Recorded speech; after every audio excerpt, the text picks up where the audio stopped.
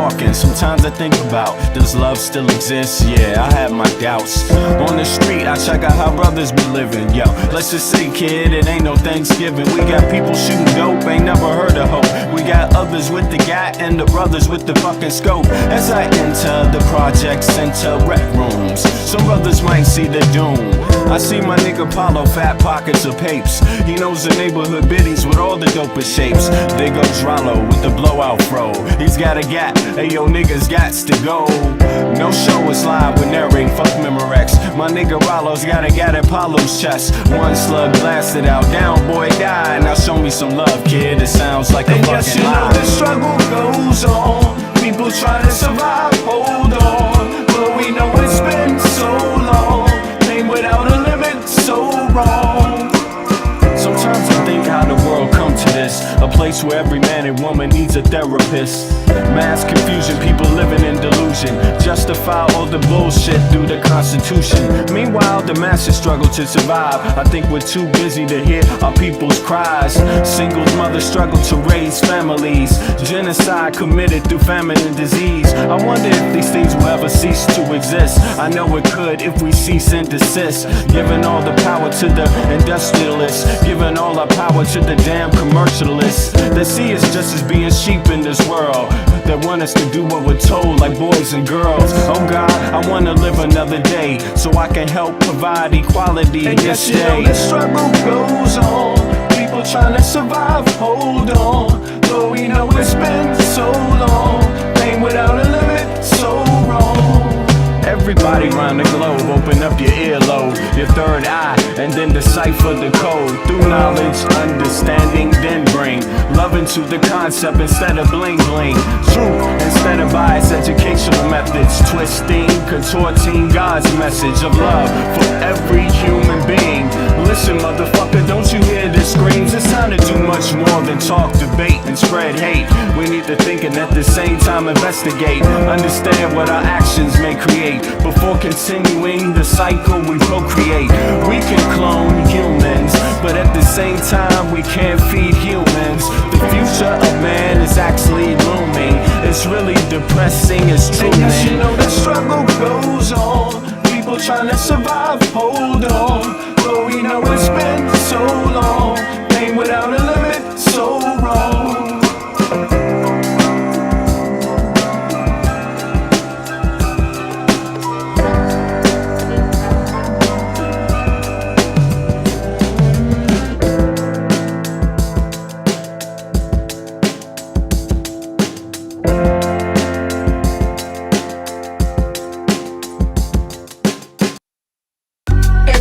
Children dying.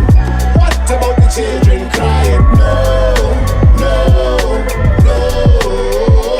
What about the kids? Don't forget the children. Tell them about the children. What about the children crying? No, no, no. Yeah. Digging, scratching, working, struggling, hoping. Some is hustling, every man hustling, stay alive, that's the game. It don't matter if another gets slain. Pain, recession, other cats want a war, we got the weapon. People want bombs, so they gon' get them. This is the rhythm, the politics ticking. It's sad how we living in this life. It's gonna be a time that we change. Shit is not finite, life is the same. Motherfuckers killing each other to make a claim. Stop that bullshit, you have no respect for each other. You know the truth, you come from your mother, your sister, your brother. So love one another. If we make that change, the whole world will do the same. So listen. Only there's one love. Every day the children dying. What about the children crying? No, no, no. What about the kids? Don't forget the children. Tell them about the children. What about the children crying? Oh, no, no, no. Yeah, I wish someone would tell me when is the suffering gonna stop. I see time ticking, fuck your watch. There comes a time when man steps to the plate, but it won't matter if your mentality is fake. Where I'm from, we got a system, overcrowded prisons, 2 cents an hour, man. Listen, shit don't change if we keep exploiting each other. One day you find out you only did it to your brother. A homeless mother, a baby, no supper. She got a husband and father, they both love her, but they can't find work cause the people with the power, they got a strange way to govern. Their price tag say nothing. Life is funny, then again it's really not. People dying for what other people got. I asked God if he can come and change the shit. He said, hell no, it's you that's gotta change this. Wonder every day the children dying. What about the children crying?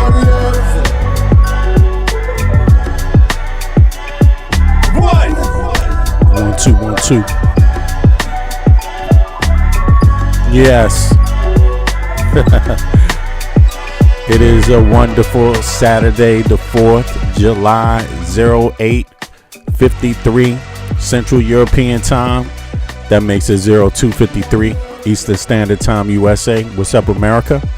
What's up? Or it also makes it the same time in South America, Central America. You know, maybe the Pacific is a little different time. What's up, Africa? What's up, Europe? What's up, Middle East? What's up, Asia? What's up, down under and up under Greenland? What's up? What's up with the North Pole? Anybody on the North Pole listening, what's up to you? I appreciate you. Yeah, you back again for another episode of V Media. You know what I'm saying? And also my comrades. Comrade Michael from Brooklyn. What? Is probably going to be in the house, I'm pretty sure. Maybe Comrade Friars from Texas is going to be up in here.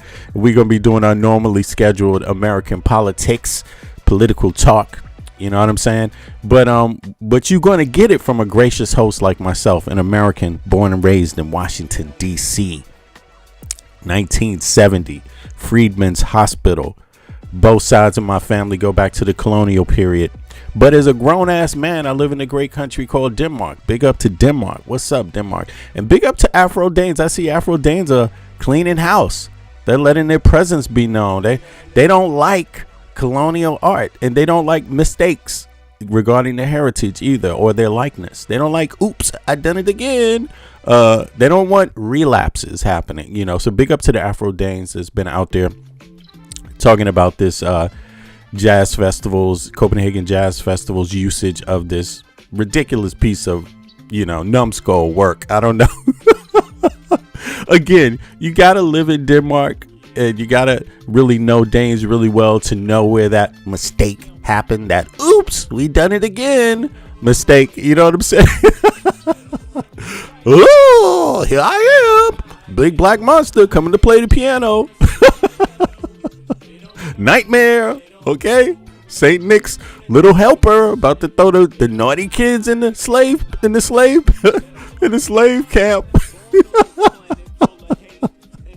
Sometimes you gotta laugh at this shit because it's a little game, that cat and mouse game that the right wing, you know, has subverted the society with under the guise of freedom of speech. We're gonna do freedom of speech again. Yeah. Well, we figured that out. We've dissected it, and thankfully to Afro Danes, they out there getting busy, man. They chewing this shit apart, and others, Afro Danes and friends, is like, you know, ripping that piece up. And it's not about the artists. The artists, again, have no connection to jazz music or the history of jazz, period. Nothing. Just total oblivious to it. And, you know, but the jazz festival is not. They knew exactly, or they should know exactly, that that's a no-go in jazz. You know what I mean? You still need to get some qualified experts when you're picking pieces and you're selling it and you're distributing it to the public, you know, and be prepared for some outrage or some backlash. But more importantly, be prepared for some constructive criticism. You know, you're adults. You can take it. You can take constructive criticism, right? Isn't that what that's about? Otherwise, what is the freedom of speech dynamic all about then, if you can't take constructive criticism like a champ, you know? Take it on the shoulder, man. Come on. Pull your pants up and do some work. Now that you've gotten the criticism, go in and dig in those archives and ask yourself, have you ever found a picture like that promoting jazz when some, you know, famous jazz musicians have come to Denmark in the history, like Dexter Gordon used to live here? Did they play? How did their posters look? Or were their posters just a picture of them, boom, playing something, or a humanly looking creature? I think the next thing we ought to get is a cockroach playing a saxophone and say, Copenhagen Jazz Festival, here you go. Come on. Cockroaches can play too. Cockroach with dreadlocks. How about that? That makes it ethnic. But in any case, big up to Afro Danes. Now, today and everybody else. First of all, big up to my Americans that's putting their foot in Donald Trump's ass every day of the week. Thank you so much.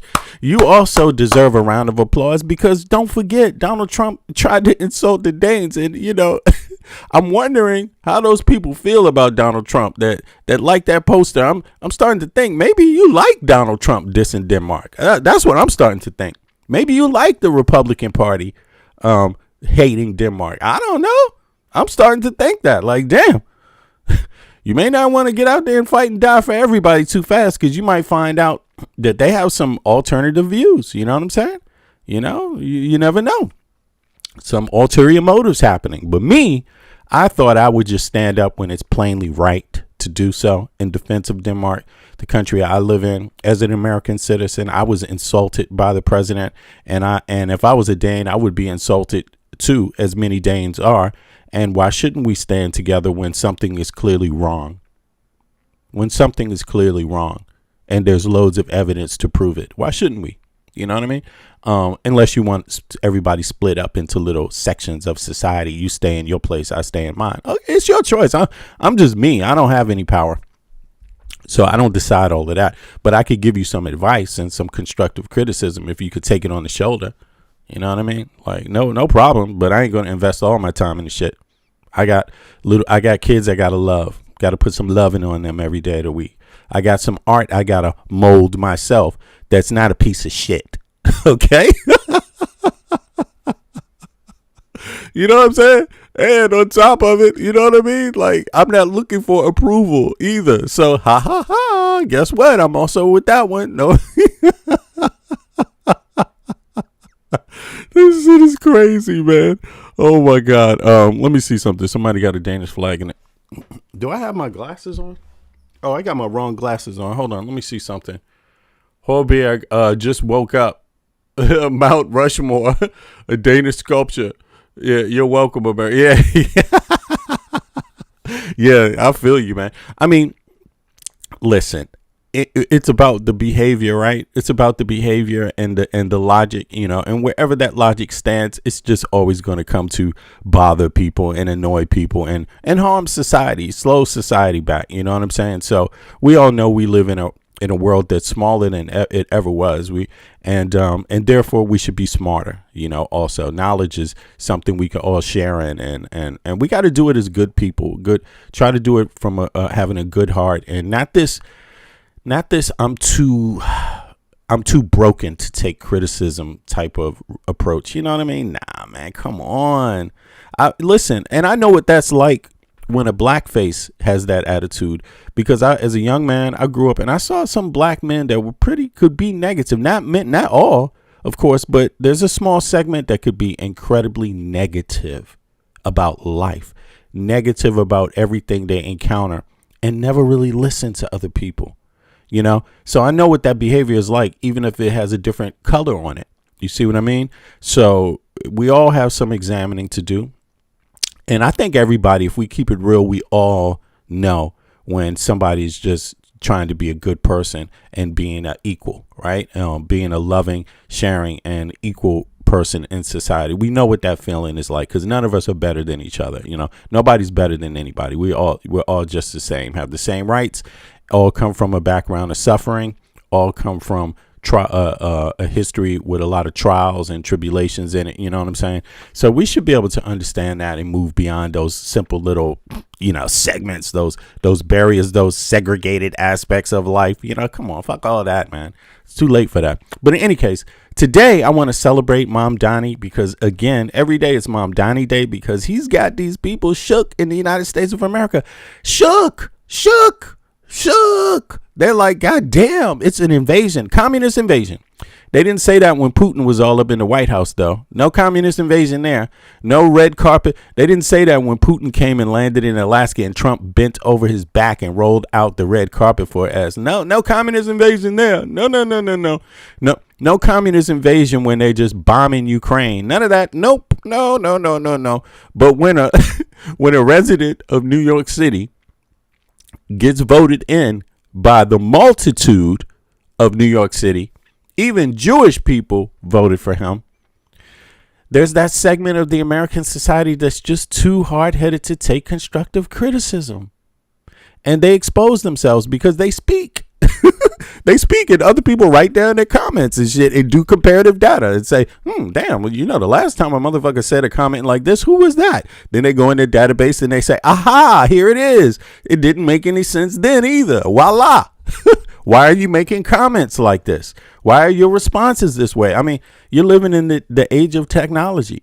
You're living in the metasphere, man. People can dig up your old comments like nothing. Before they could dig them up before the AI. They could dig them up before AI existed. Now it's just like 10 seconds. Boom. Yep. He said that in this year, and same type of ideas, same types of views, very comparable.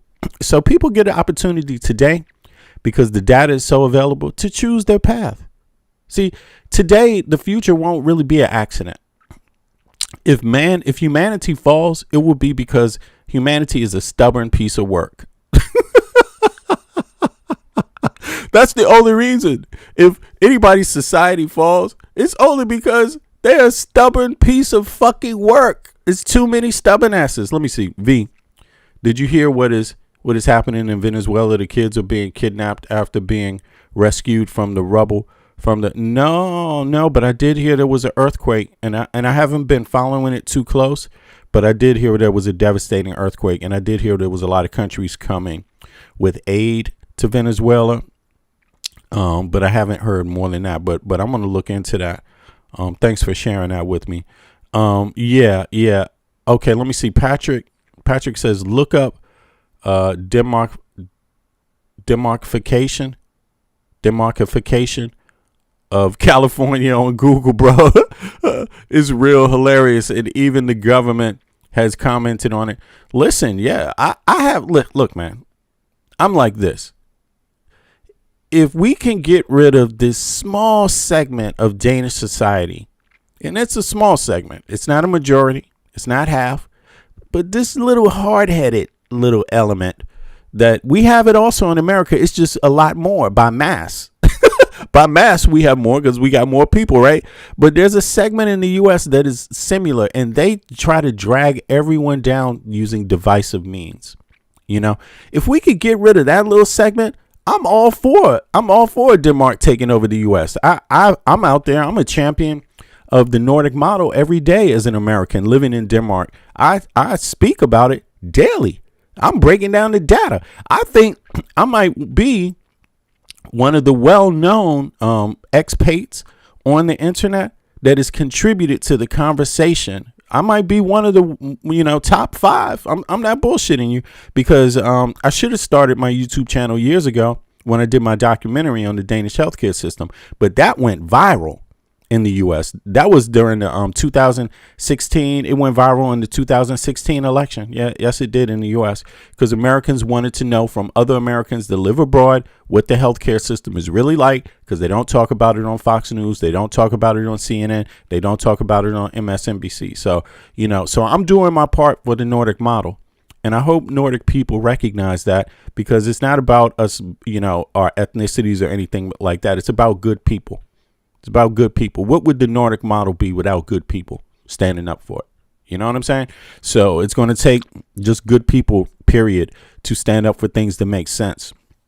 So, yeah, I'm all for it. California needs to be DC needs to be Denmark. That should be a Danish stronghold at this point. You know what I'm saying? Like, minus that tiny little percentage of segment that is just hard-headed as fuck. Yeah, they need to take over DC, man. I'm all for it. DC needs universal health care. DC, do you see DC's GDP? No excuse why they don't have universal health care. No excuse why DC doesn't have universal education for every Washingtonian. I'm talking about every Washingtonian. Like, serious. I've been saying this for years. If you want to solve the crime problem in DC, if you want to solve the problem with the youth, give them access to the things they need, period. If they have a dysfunctional family, get them access, allow them to move out when they're 16, 17 and get their own place so they can focus on their school. If they're living at home with a drug addict, or if they're living at home with some other dynamics that are just not healthy. But DC has a big prison to street pipeline that is historic, that is nationally known, and is a creation of the government itself, not the DC government, but the federal government. You see what I mean? A lot of people don't know that. So DC, we've been affected by probably more than many other states in the country, cities in the country, by poverty, it was poverty before the crack epidemic and coke epidemic. It was poverty. There's always been crime and extreme poverty in Washington, D.C. That's one thing you got to understand. In the 40s and in the 30s, 20s, it was Italians, Irish, African Americans. That's where crime started itself. And it was poverty across the city. People were living in mud and squalor in D.C. in the turn of the century. A lot of people don't know that. And the poverty never really got addressed, and the inequality never really got addressed. So I know because my grandfather is also from DC. My father's from DC. My grandfather moved, I forget when he moved to DC at some time when he was a young man. You know what I mean? So I know a lot about the history of Washington, DC. I'm proud of my city. Some really good people in DC, man. Really good people. Good Americans. But if you don't bother to know what makes them good, then, hey, you will never know, man. You will never know. But one thing I can tell you is that Washingtonians are not bigots. The black community in DC are not bigots. They do not hate other people. And they've been contributing to culture of America for a very long time, despite the hardship, despite the systemic inequalities that are historic. Sure, we've had certain mayors that have contributed to the good and things like that. But I mean, certain historical dynamics you don't get over without a federal government taking responsibility. DC is a city where the slave owners were paid money for their slaves. Yeah, they got reparations. Slave owners got reparations in DC when slavery was abolished. But the slaves, the people that were the slaves, they never did. They didn't get any reparations. So they just got let loose. Here you go. Get out there. Enjoy capitalism. Ha ha ha ha. See this big old house your ancestors built? Get out there and enjoy capitalism now. Thanks for building our house. See you later, sucker. Yeah, in any case, I'm just trying to make it painfully obvious what happened. So, and then you had a lot of other dynamics always at play. Jim Crow. My father grew up in segregated DC. I mean, they had separate water fountains, schools, all this shit. Can you believe it? Like, serious? Yeah. So I'm one generation removed from segregation myself in DC. So, but in any case, today we don't want to talk about the problems without talking about the solutions. And America is a great place because it does seem to always produce possible solutions. And this is what it looks like. It's coming in the face of a guy who has some Indian background, maybe Indian's African background, slightly, whatever you want to call it. I just call him a fucking New Yorker, right? Because I'm from DC, man. This guy's a New Yorker, man. I know a New Yorker. New Yorkers are not necessarily a look. New Yorker is a way of being. You know what I'm saying? It's true. New York is a way of life, bro. It's a state of mind. New York state of mind. Doom, doom, doom, doom, doom, doom, doom. Woo! Damn, Rakim, man, poet for sure for New York. But yeah, this is what it looks like today. I would love Rakim to do a song about Mamdani. What the hell? But in any case, Mamdani gave an address. He gave an address commemorating the 250th anniversary of the United States of America. All right, you've made it. You survived 250 years without annihilating each other. Well, you did annihilate the Native Americans, so that was upon the beginning. But in any case, let's see here. Panel up. Anybody want to join the panel? Listen, now I want to talk to people about this panel before I start the listening to Mamdani and giving my live reaction to it. But if you want to come up and talk to me and have a conversation with me like a civil person, right? Like a person who's really interested, has some questions for me, because questions are better than assumptions. You could do assumptions all day in the chat, and you can also do questions, but I'm not trying to answer and then wait for you to give me another question. I'd rather have you come up and do this right. So how do you get up on the panel to join me and talk over your phone? Very simple. You first close down the YouTube app. You go to your app store, whether it's on your Android phone or whether it's on your Apple phone. You download the Discord link. That's DISCORD. It looks exactly like this on the bottom of the screen. Look, it's spelled Discord, DISCORD. And the logo is exactly that logo down there, the blue one, blue, semi-blue, purple, right down there, crimson blue or whatever. Down there, it looks exactly like that, and you install it on your phone like you would any other app. Once it is fully installed, then you come back to the YouTube Live and you hit that link that is on display currently right now, right there on the screen. Can you see that one? Right here. Boom. Let me outline it so people can see right there. That you hit that link and you will come directly to me, to your host, V Bennett, and we can get some dialogue going on. So that's how I prefer it. And trust me, you will get a lot out of it taking my advice on that. So, all right, so let's move on. Let's get back to Mamdani. Let's hear what Mr. Mamdani, President Mamdani, as I call him. Some people, like Trump, call him Comrade Mamdani. But then again, he called Kamala Harris Comrade Mamdani, and people that voting, there's way more people voting for Mamdani. There's people that voting for Mamdani that say they didn't agree with Kamala Harris.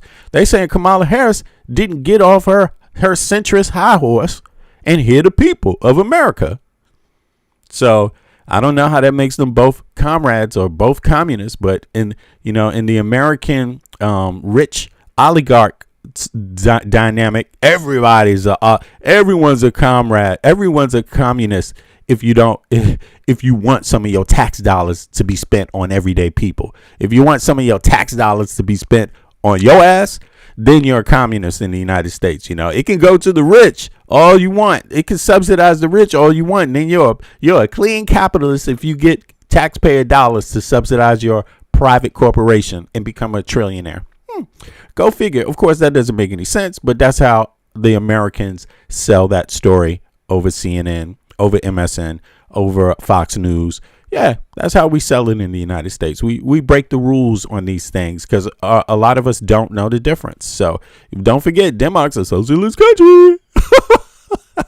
It's not a capitalist country, Denmark. It's socialist, Doesn't have free open market. No. So in any case, here's Mamdani. 340 million people to turn together. Travelers weary year after year. The tides have come in and out of New York Harbor. Long before the name New York had ever been spoken, Lenape dugouts crossed these currents. It was on these waters that tall masts crested the horizon, captained by explorers like Verrazano and Hudson, after whom we've named our bridges and rivers. And ever since, ships full of travelers weary from long journeys have passed through the Narrows, the winds of the Atlantic at their backs. When those passengers lifted their heads to I got to stop it right there. He talked about some of the first immigrants. Look, MAGA people don't even know who these people are. Who he's talking about? Pretty soon they're going to start talking about Mamdani like, you think you're better than us? You're an elitist American, Mamdani. They're going to flip on him like that because he actually knows. What he knows his history. You think you better than us, Mamdani? You think you better than us? Had ever been spoken, Lenape dugouts crossed these currents. It was on these waters that tall masts crested the horizon, captained by explorers like Verrazano and Hudson, after whom we've named our bridges and rivers. And ever since, ships full of travelers weary from long journeys have passed through the Narrows, the winds of the Atlantic at their backs. When those passengers lifted their heads to glimpse what lies just beyond the waves, what did they see? They saw land, lush and teeming with life. They saw men waiting at the docks to take them into bondage. They saw tenements rife with squalor. They saw industry rumbling with activity, steam and smoke rising, a city on the move. They saw a towering monument to freedom, her torch glowing worldwide welcome.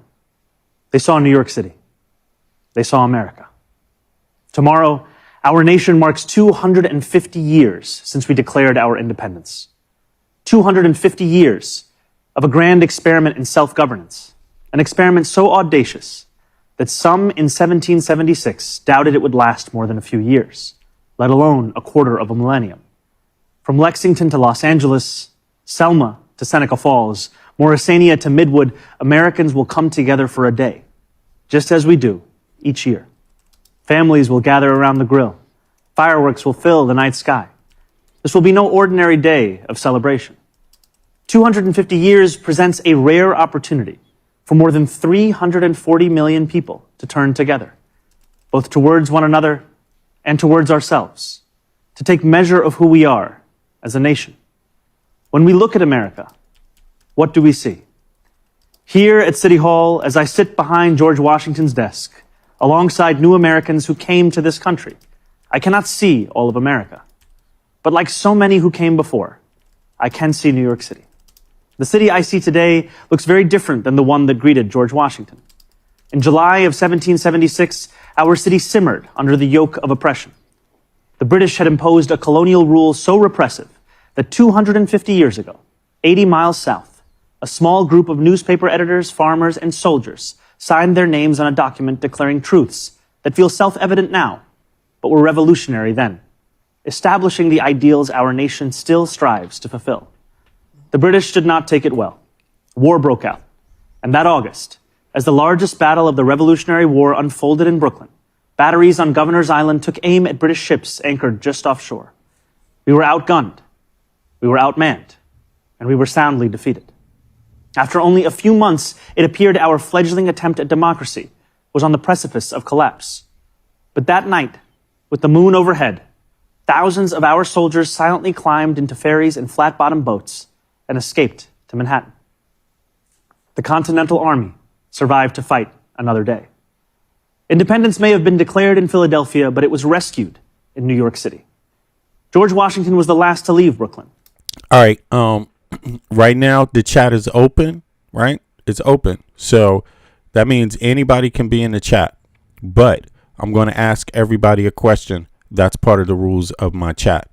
To leave it open, I'm going to ask a question, and I'm going to expect that everyone that is enjoying the freedom in the chat answer the question, or I'm going to time you out if you don't answer the question. And it's a serious question. So very simple. What state do you live in, and who is your health care provider? I want the name. I don't want your name, just the state and the actual name of the healthcare provider, not the federal government's name, the name that is called in your state specifically. Thank you very much. As he waited at the river's edge, the sun beginning its rise, he would have looked out over New York City's waters and seen what so many have seen in the 250 years since, an opportunity to begin anew. Those opportunities, like everything in New York City, are not given. They are won. In 1838, 11 years after New York outlawed slavery, a recently emancipated black man by the name of James Weeks sought to begin anew as well, and to help hundreds of others do the same. He bought property in Brooklyn, won himself the right to vote, and sold lots to others newly freed. When they landed in New York Harbor, they knew they had something waiting for them that they had never had before, a home. Weeksville still stands today, a living, breathing testament to what we know America to be, a place each of us has the power to make. The harbor was busy those years as ships poured in from around the world. Hundreds of thousands of Irish immigrants arrived with stomachs aching from a famine manufactured by imperial cruelty. Chinese sailors settled in what is today Chinatown. Millions more traveled under the Statue of Liberty and through Ellis Island. Jewish people escaping pogroms, Italians fleeing poverty, Syrians seeking economic opportunity.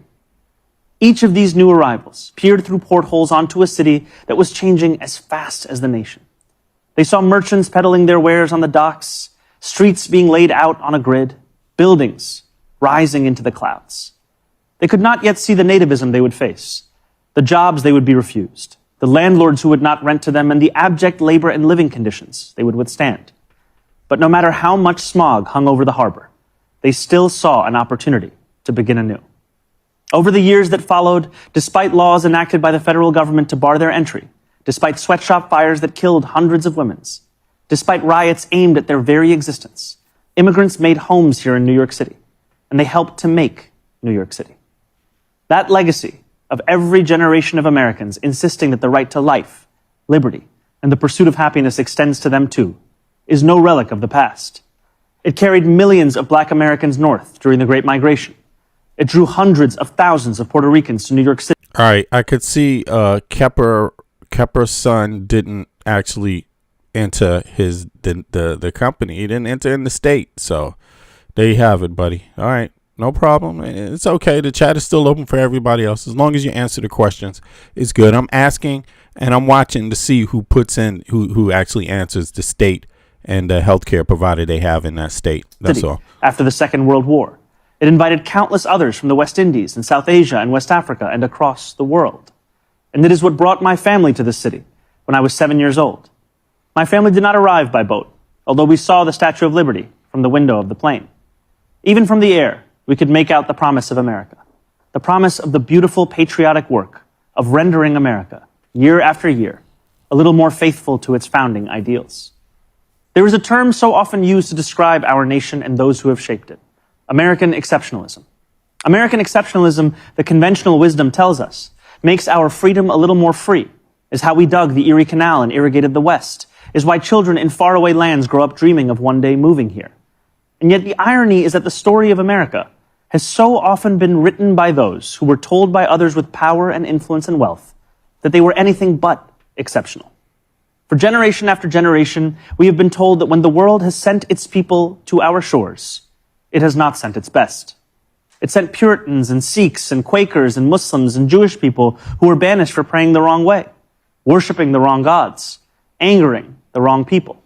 It sent peasants and serfs from slums and shtetls who were treated as less because they hardly owned clothes, let alone land.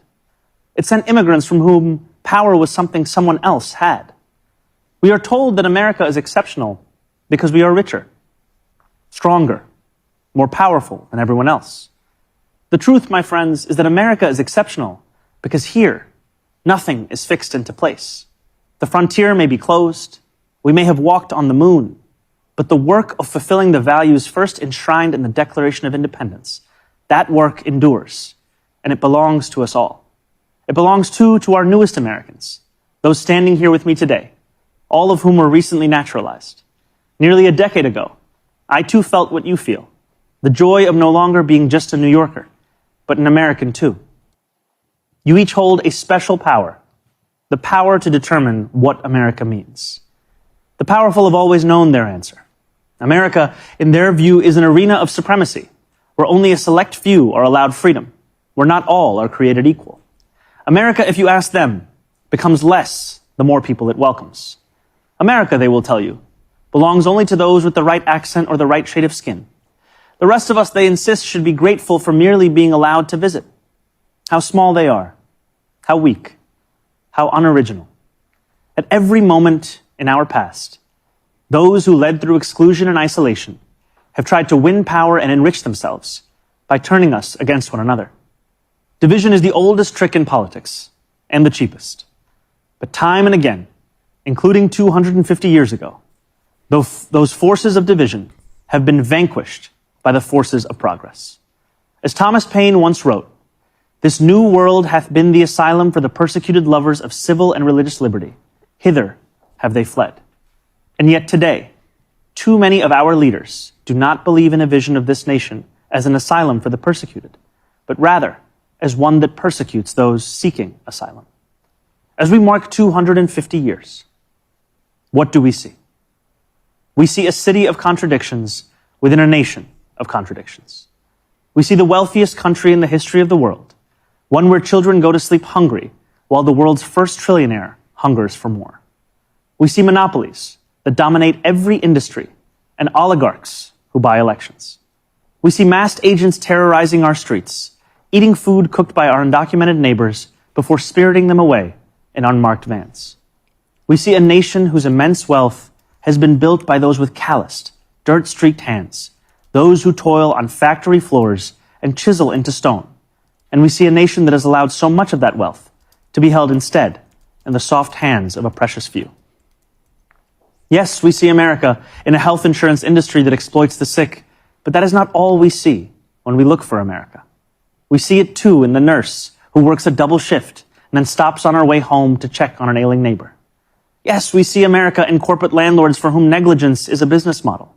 We see it too in the father who tucks his children into bed beneath a ceiling stained with leaks, who wakes before dawn to go to work and still believes his country can do better by his family. Yes, we see America when we spend our tax dollars on bombs and bailouts, when we sell our elections to the highest bidder. Yet we see it just as clearly in every American who still believes this country belongs to we, the people. We see America each time neighbors link arms with neighbors without asking how long they have lived here or what papers they have, as ICE invades our neighborhoods. We see America each time those young and old stand in the beating rain or the stifling heat to cast their ballots. We see America each time working people demand more, not just for themselves, but for their fellow Americans. There are some who respond to those who ask for more from America with a simple refrain. Love it or leave it, they say. But patriotism has never been about pretending our nation is without flaws. Patriotism is every act of righteous dissent. It is every march led under the heavy sun. It is every protest held a decade before its time. It is precisely because we love this nation that we will not leave it. After all, who loves America more than those who have sacrificed so much to make it free? Today, I think not only of the 4th of July, I think too of the 9th of July. 5 days after the Declaration of Independence was signed, it arrived here in our New York City. Redcoats had disembarked on Staten Island. More than 100 British ships loomed just offshore. Across this city, the Continental Army prepared for an invasion. George Washington commanded his brigades to assemble just a few feet from this building. It was known then as the Commons. Today, we call it City Hall Park. There, within range of British guns, Washington ordered his generals to read the Declaration aloud. And with the world's mightiest empire poised to attack, Washington told the people of New York City what we will celebrate tomorrow, that we had declared our independence, that freedom was within reach. You know, that evening, danger loomed. A lot of people forget this, but George Washington was a British subject, right? Second generation American. He was an immigrant. His family came there. He was born there in the U.S., but then he wanted to join the British Army, and he couldn't get really anywhere in the ranks because they didn't consider him a real Brit because he was born in America. That's what was going on there. And this reality was felt by people that were first, born in the United States of immigrant background, and their kids born also. They all felt this kind of separation from the crown because there was a hierarchy in the crown. And the hierarchy was that if you're not born in Britain, you're not really 100% Brit. That's how they looked at it, right? But you were to be a subject of the king anyway, right? And you were to follow the rules. You had no rights, really. You had no rights. You were a subject of the king. Now, you didn't have a Bill of Rights. You didn't have a constitution. You had the British one, but the British one relegated you to be a subject, essentially, right? And into British rules. In the Americas. So George Washington, he didn't like that. And eventually he got tired of that shit and became, joined the group that was like, fuck this. Fuck them. We can kick them out. Now, let me ask you a question. How many of you in the chat, right? And if you're listening, you could also join the chat too. Do me a favor, click the like button if you haven't clicked the like button. If you've been in the chat for more than 15 minutes, click the like button because obviously you're here because you like something. Just be fair. You don't have to agree. But we can't get anywhere in this conversation if you can't be fair. So stand up, be adults, and click the like button. Now, here's the thing. How many of you would side with George Washington today, the immigrant, right? The second generation. How many of you would side with the immigrant in that circumstance? Put a 1 in the chat if you would side with an immigrant, George Washington. Put a 2 in the chat if you wouldn't, because, he got immigrant background. Let me know. I would put a 1 in the chat if I was to side with it. Yeah, why not? What's the big deal? I mean, maybe if you're a Native American, you wouldn't. Maybe you wouldn't side with either one of them if you're a Native American. But who? So, and just let me know if you're a Native American. Put that in the chat too. Then I will understand. You could put a 3 if you're Native American. Let me see who answers that. You know, would you side with the immigrant, the second generation, who was like, man, fuck this? Listen, one thing that I have an issue with is people that don't listen to my questions and my rules when they're in my chat. So I asked you a question, Raptor, and your comments ain't going to be here if you don't answer it. So see you later, man. Just forget it. You know, you got to answer quickly. Don't play any games. Like I said, my chat is open, but you got to play fair. So follow the rules. If it's going to be open and not in subscriber mode, you have to answer questions how they're asked. You don't get to decide how I ask a question. Okay, so see you later. See you later. You got too comfortable. You know, go to your own stream and make your own rules. I'm just curious. So the question again is, in George Washington's case, being a first generation or second generation, whatever you want to call it, American, would you side with him, the immigrant? Would you side with him against the crown? That's what my thoughts are. You know, if you would, put a 1 in the chat. If you wouldn't, put a 2 in the chat. Yeah, and let's carry on now. That freedom. Today, we call it City Hall Park. A Declaration of Independence was signed. I just want to go back a little. Pretending our nation is without flaws. Patriotism is every act of righteous dissent. It is every march led under the heavy sun. It is every protest held a decade before its time. It is precisely because we love this nation that we will not leave it. After all, who loves America more than those who have sacrificed so much to make it free? Today, I think not only of the 4th of July, I think too of the 9th of July. 5 days after the Declaration of Independence was signed, it arrived here in our New York City. Redcoats had disembarked on Staten Island. More than 100 British ships loomed just offshore. Across this city, the Continental Army prepared for an invasion.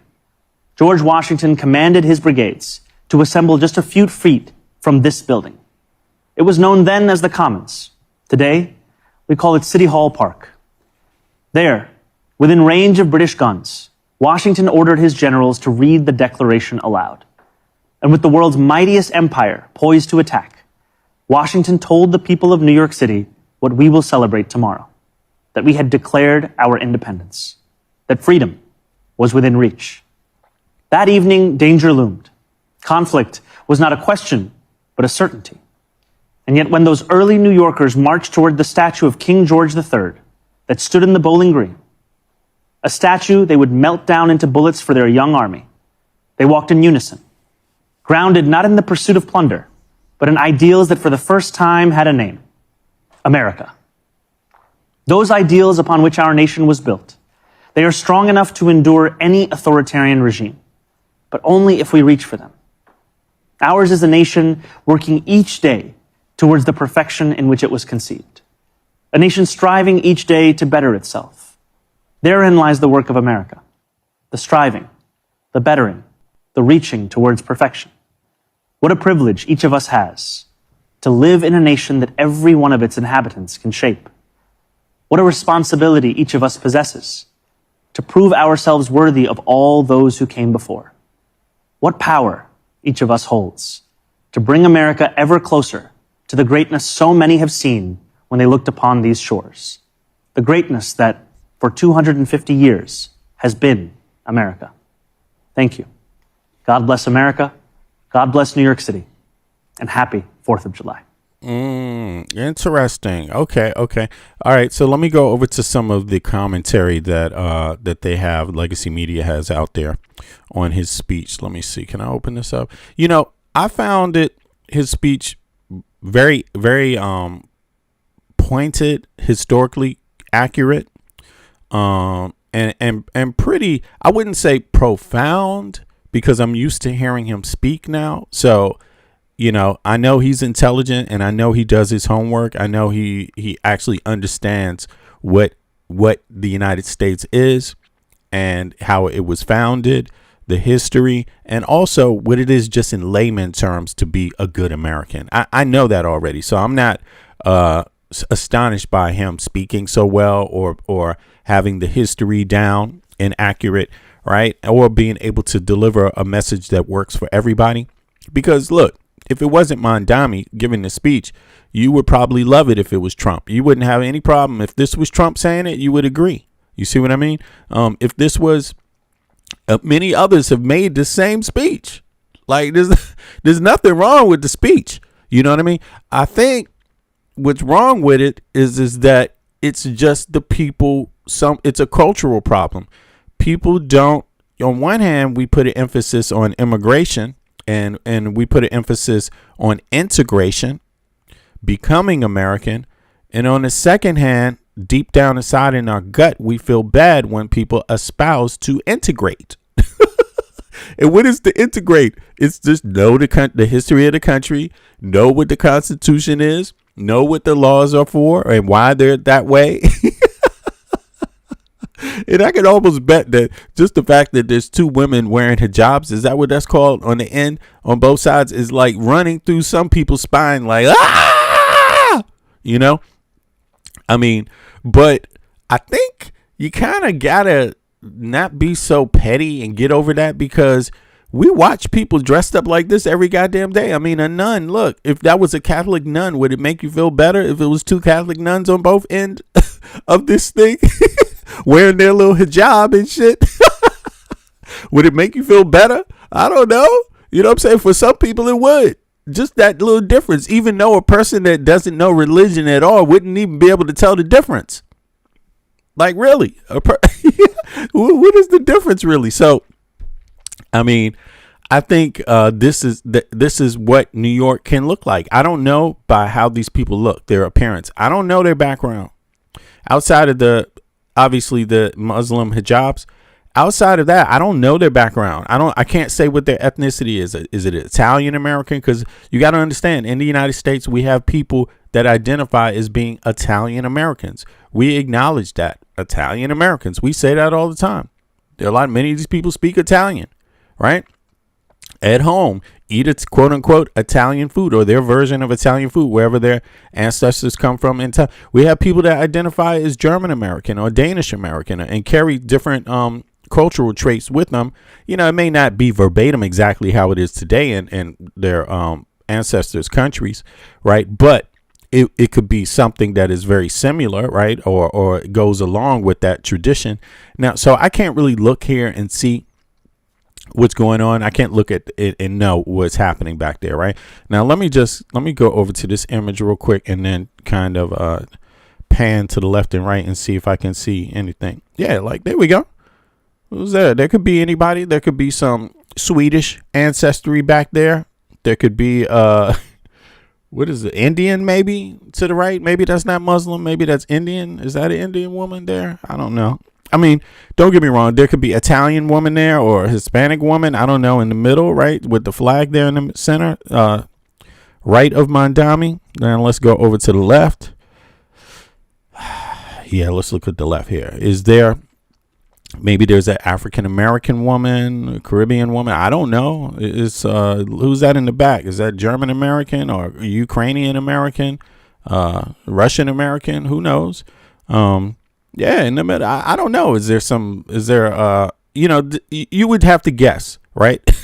I would have to guess. And obviously guessing is not smart, is not a smart thing to do. There's no need to guess, but I'm just saying this because I can imagine in some people's minds, just the look. It's not how they're standing. It's not really what they're wearing, because there's not really much difference in what they're wearing. I mean, any one of these men up here could be goddamn Rudy Giuliani as far as how their clothes is and shit. You know what I'm saying?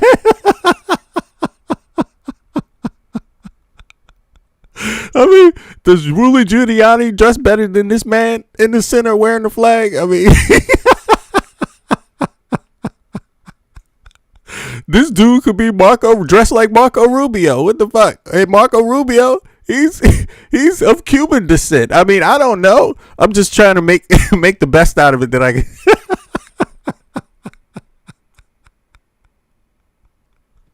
I'm trying to do my best here. All right, but outside of the look, you know what I'm saying? I don't really see what's so astonishing. I would have to hear what they want to know. Now, if they, Ted Cruz and shit. I'm just saying, it's a lot of these people, man. You can't, we assume a lot of things about people based on look that doesn't add up at all in the United States of America. Look at Trump. Does he look the part? Well, he's Jeffrey Epstein's best friend for 15 years. Who would imagine, right? Based on how he looks. I mean, he's got people saying he likes, little kids. He's got people saying he raped them as little kids. You want to go with that look? Is that a better look for you? You want the Jeffrey Epstein look? How does that look? How's that going to work? Would you rather have Epstein up here talking about your tax dollars?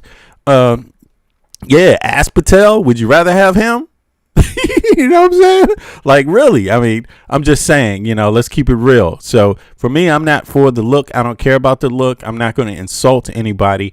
I want policy. And from what I hear, the policy of the Democratic Socialist Party doesn't sound anti-democratic party, because Democrats have always been talking about health care for all. Democrats have always been talking about education for all, pretty much. Public education is what Democrats have been talking about for years. Housing, public housing. Even Republicans been talking about public housing. I really don't understand it. If it's not the look that bothers you, is it the policy? Because these are like Franklin Delano Roosevelt policies. The soup kitchen. Let's make sure everybody got some soup in their belly today. I don't know. But in any case, let's go on. Let's see what some of the some of the backlash is for Mamdani right here. Let's see. It's going to be interesting for me. I haven't seen it yet. So good morning to everybody that's just joining too. By the way, click the like button if you haven't clicked the like button, and subscribe if you haven't subscribed. Let's go. Let's see here. Good morning, my fellow. You there? What's up, Michael from Brooklyn? Yeah, this is your guy up here. Yeah, man. How'd he do? I mean, he did amazing, right? I think, this is where the politician in him comes out, and he's doing it to show all the leaders of the established Democrats that this is how you move as a true leader, right? In a time of where optics matter the most, especially in the Trump era, he's doing it properly, right? He's not having a fight on the White House lawn, right? He's not, having a fair. He's not insulting the past president of the United States. Not insulting his wife. And if you notice, Mamdani's messaging has never been that of insults, right? We had a corrupt mayor who, his past administration is still seeing indictments till this day, right? It took for Trump's DOJ to personally drop their case against the former mayor. Oh, Eric in order Adams. for him to be eligible. Eric Adams. In order for him to be eligible to run against Mamdani, right? Eric Adams, as an establishment Dem, had the support of Donald Trump. Right. Right. And when those numbers were figuring themselves out, then he switched to endorse Cuomo. Another failure of a governor. He was governor. He was forced to step down due to sexual allegations. Around 13 women accused him of sexual assault at his time. And so what? Cuomo? Yeah, that's right. That's what I'm saying. Would you rather have Cuomo in that picture? Would you rather have Trump in that picture talking about democracy? Would you rather have Eric Adams in that picture talking about democracy? Would you rather have Giuliani talking about democracy in America in that picture? Would you rather have Epstein there? Yep. Yeah. No, and and so when we look at those past failures, he's yet to bring them up or criticize them, right? I think this is he's not stepping on them. He's not stepping on them. Yeah. He can, and he should, but he's taking the higher road, and he has let his policies speak for themselves, right? I'm sure, and especially in New York, there was always an underlining sentiment of anti-Islamic vibes Mm-hmm. due to 9/11, right? So you'll hear Definitely. individuals even here in New York, they'll mention 9/11, they'll mention jihadists, they'll mention, a lot of racist New Yorkers 9/11 was still a hold the dangerous sentiment. time for not just It was. Muslims but Sikhs or anybody who just didn't look. Yes. Anyone who looked Eastern, basically, is a Yep. dangerous time for them. Like Americans It were was a very livid. dangerous time. Yeah, yeah, that could have easily exploded. I'm so happy that it didn't, because yeah, I'm just so happy, man. New Yorkers are a little better than that. You know what I mean? Like, yeah, yeah. But Americans were And livid. It's true. It's true. during that time, it was really bad for anyone of Muslim descent or adjacent Yeah, descent, yeah, right? yeah. Adjacent Middle Eastern descent, right? And so like Islamophobia was really high at that time. Um, and I'm not gonna say rightfully so because that was ignorance on America's part, well, New York in particular, Mm, and we didn't have a mayor at the time who would defuse those tensions or yeah, speak out against it, which was Giuliani at the time. right. Um, Because it was bigger than Islam. This attack. It's yes, basically nothing to do um, with Islam. yeah, Yeah, right, yeah, exactly. yeah, Terrorism doesn't necessarily have a religion, right? yeah.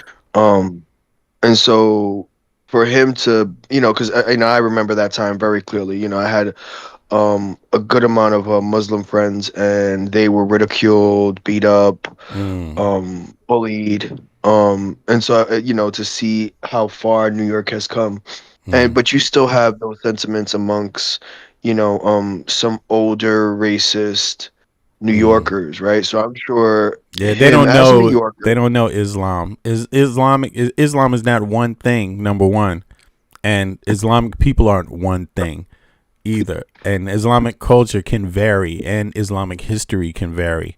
And yeah, it's sad to see people not really get that. Understand that. I think there's still a level of ignorance amongst older New Yorkers, and they won't admit it, right? But they'll always retort to some sort of um, default racism Mm, or negativity when it comes to Mamdani. They won't speak on policy. They'll call him a commie. They'll call him, everything under the sun. But they won't engage in policy, right? And they'll still have some sort of racist rhetoric. And this is how you combat that, right? You mm-hmm. show how diverse New York is made up, right? Where prior administrations would just show the colorless faces of New York. Um, where clearly in this speech, Mamdani's depicting how diverse the real diversity of New York, Yeah, right? yeah, And so it's a message not only to it's just a strategic message not only to New Yorkers but to America, right? America's watching, right? Every establishment Dem is watching. Every establishment Republican is watching, yeah. They watching right? him. That They're like, Yep. this guy is the most important person for them right now. That's amazing. That is Yes. amazing. That You shows know. their weakness, bro. I've never Yeah. seen that. I haven't seen that since. Actually, I haven't even seen them react that way to Ever. Obama. Yep. Yep. Obama had elements of that got everybody's attention, Yep. but Mandami even more, like on a deeper level. Like, Yep. yeah, he's got these billionaires. The establishment is shook, and he is Oh, saying they're things friends. they hate. They hate the idea of sharing wealth.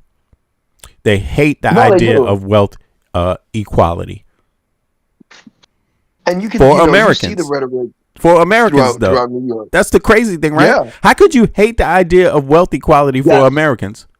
What the This is a fuck? conversation I have all the time, even online, the discourse, oh, commie, socialism never works. And it's like you have the most elementary level of understanding as to what social policies are in a capitalistic society, right?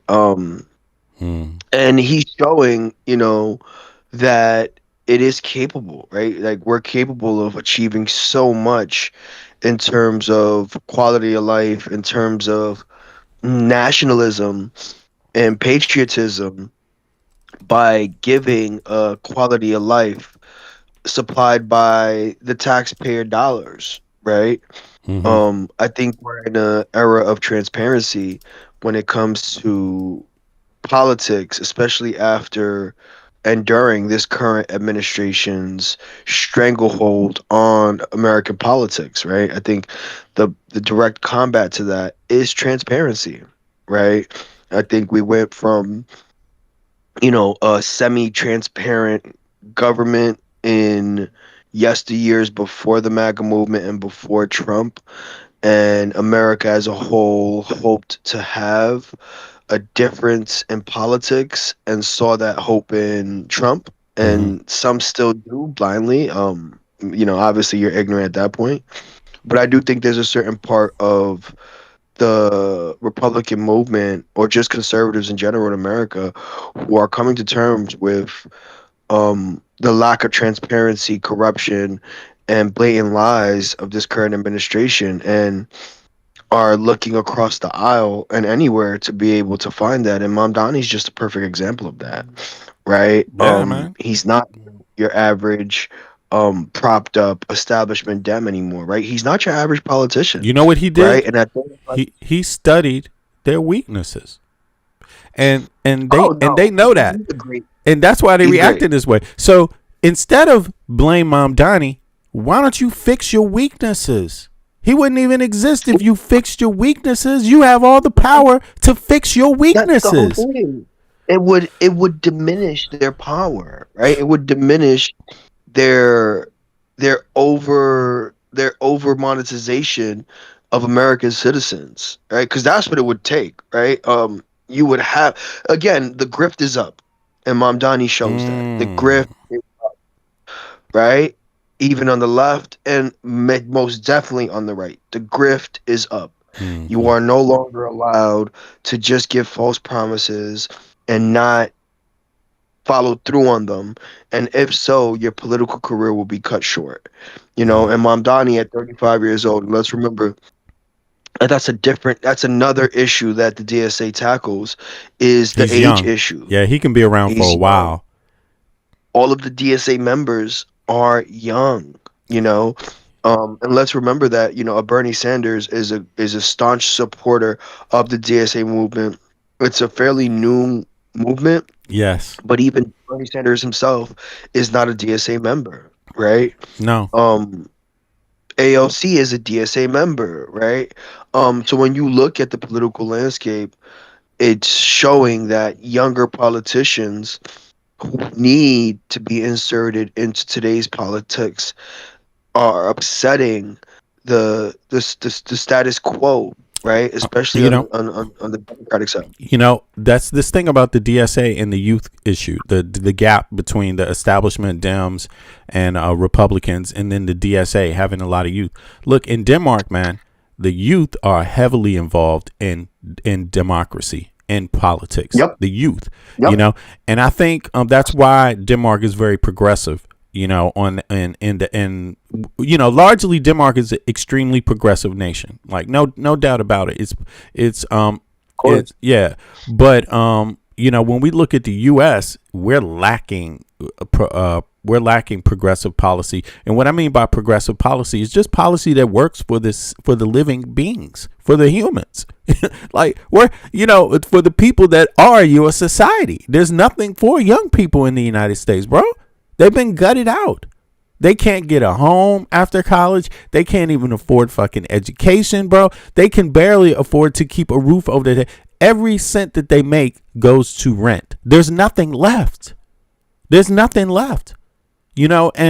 young people in America are smart enough to realize that, wait a second, you older people may not see that problem or notice that problem, but I'll be damned, this is my country too. And if you don't do something about it, we're not voting for you anymore. It's over. You've benefited from the American taxpayer dollars too long to not deal with serious problems of the country. and it's not a culture necessarily a cultural dynamic disagreement. It's just a governance. Like they're governing poorly, bro.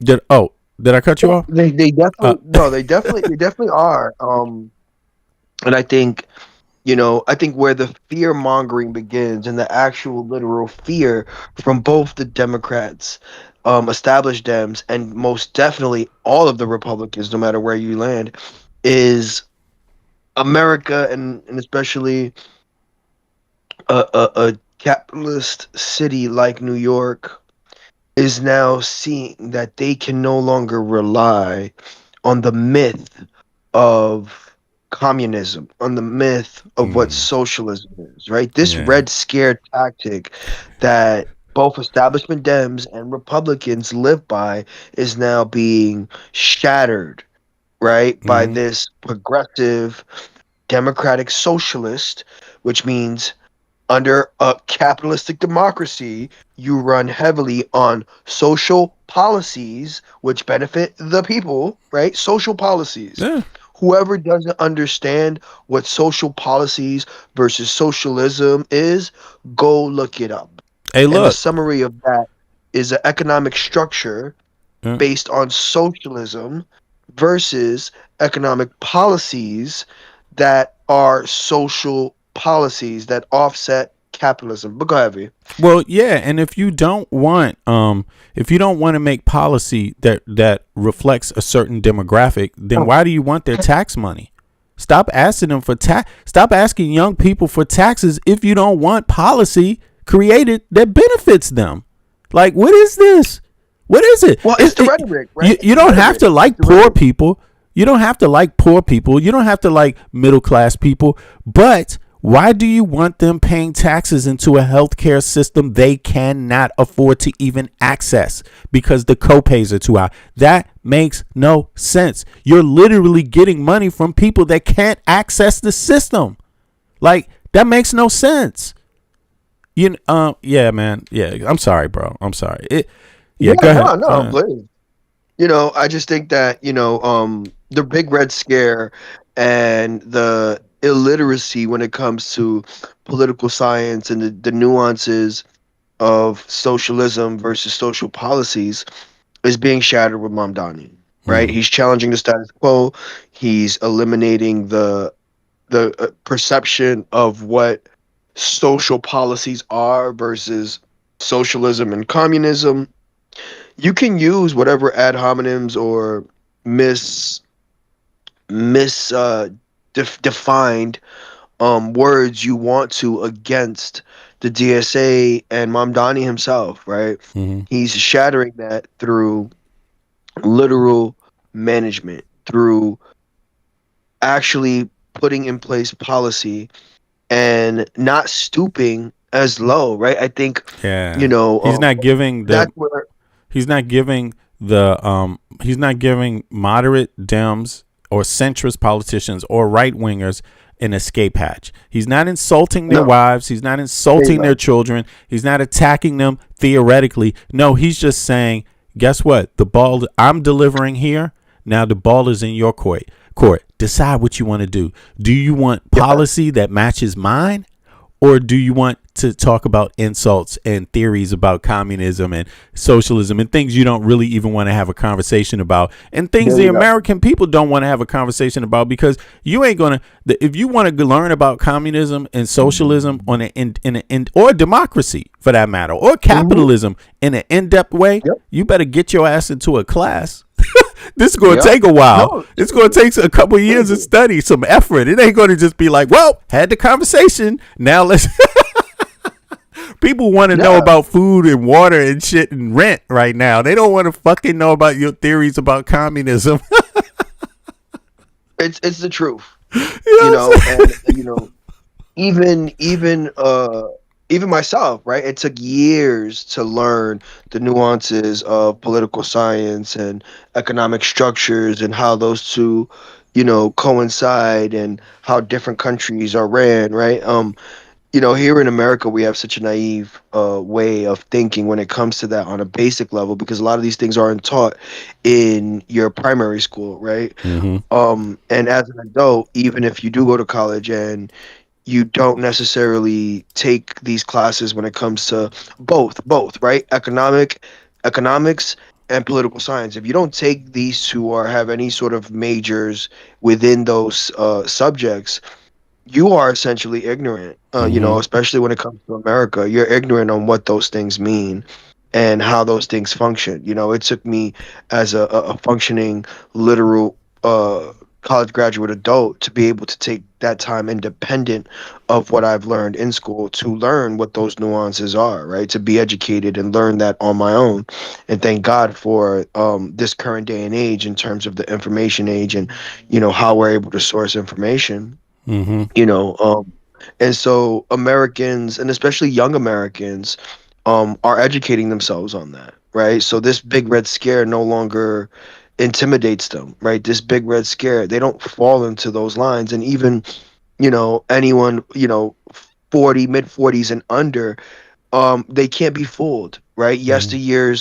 Uh yesteryear tactics to scare voters into a corner into voting for the established two-party system is no longer working, Mm-hmm. and personally for many years Yeah, and two even still parties is now, not enough. That's like it's not very it's small not reflective of democratic representation. exactly. That's not that's Yeah, poor democratic representation. Two parties is poor. it's extremely poor, Yeah. right? It's ignorant to believe that two parties are fully representative of all the nuances when it comes to America and Yeah. political beliefs, right? And I think that's the struggle that this two-party system has continued to create, but by design, Yeah. right? Yeah. They That's why the want Tea that, and Party was invented. They didn't like the yes, Republicans. They didn't like the centrist Republicans. So got to make a Tea Party. MAGA didn't like them either. You sell out nope, centrist Republicans. You no good. You commies. you libertarians, Fucking right? communist centrist Republicans. Yeah, you know, I think that's where obviously the neoliberal movement sways back and forth between the Tea Party and their established Republican Party. But I digress. Yeah. You Yeah. know, it's now it's forcing Americans to educate themselves and kind of question even the older voters to question what their political ideology and beliefs are, right? And this DSA movement is a very strong one. And personally, for years, I was a social anarchist, right? Mm. I didn't believe that there was a political structure that I readily identified with, and I didn't believe that Yeah, this because current you've been structure let could down. support that. You've been let down by the Of course, system. So you know, I understand that, and man. yeah, in terms of I'm glad anarchy, you I, you back. know, and I'm even glad you back, man. and even at times, I don't necessarily believe Please that register to this vote. current structure. Please, no, please register to vote. Understand the power of your vote. Understand the influence of speaking about politics on an educated level, right? Because that's how you rally. That's how you organize. That's how you spread the word Hmm. of progression, right? Because that's what it means to be a progressive. And also, like even on this channel, I rarely, you'll rarely hear me disparage MAGA, right? Hmm. When it comes to like a negative, an obscene negative way. Of course, obviously, I support nothing of MAGA. I do not agree with any of the MAGA movement. It is a pariah to our society. But similar to Mamdani, sticking to the facts, right? Sticking to the facts, harboring a sense of bravado and confidence through knowing those facts, right? Those facts don't change or waver in the face of adversity. And they shine through the ignorance, right? And he's a prime example of that, right? And him being, now the Democratic, the establishment Dems are forced, I mean, obviously we're going to cover that No, and go no, no, into no, no, no, no. Wait a second. I wanna correct you there, if I may. Of course, you let me know if this is a correction. But I don't even think anymore that it's establishment Dems. I think it's establishment politicians, Republicans and Dems. Like, I think because again, Republicans talked about housing before. Republicans have talked about education before. They've talked. Maybe they haven't. Maybe they've slowly walked away from that conversation recently. But if you talk to like Reagan and these other Republicans, Bush and all of them, right? They actually were more progressive than Trump, right? They're more progressive. I think that Did they just abandon? Did they just abandon all the poor and middle class Republicans?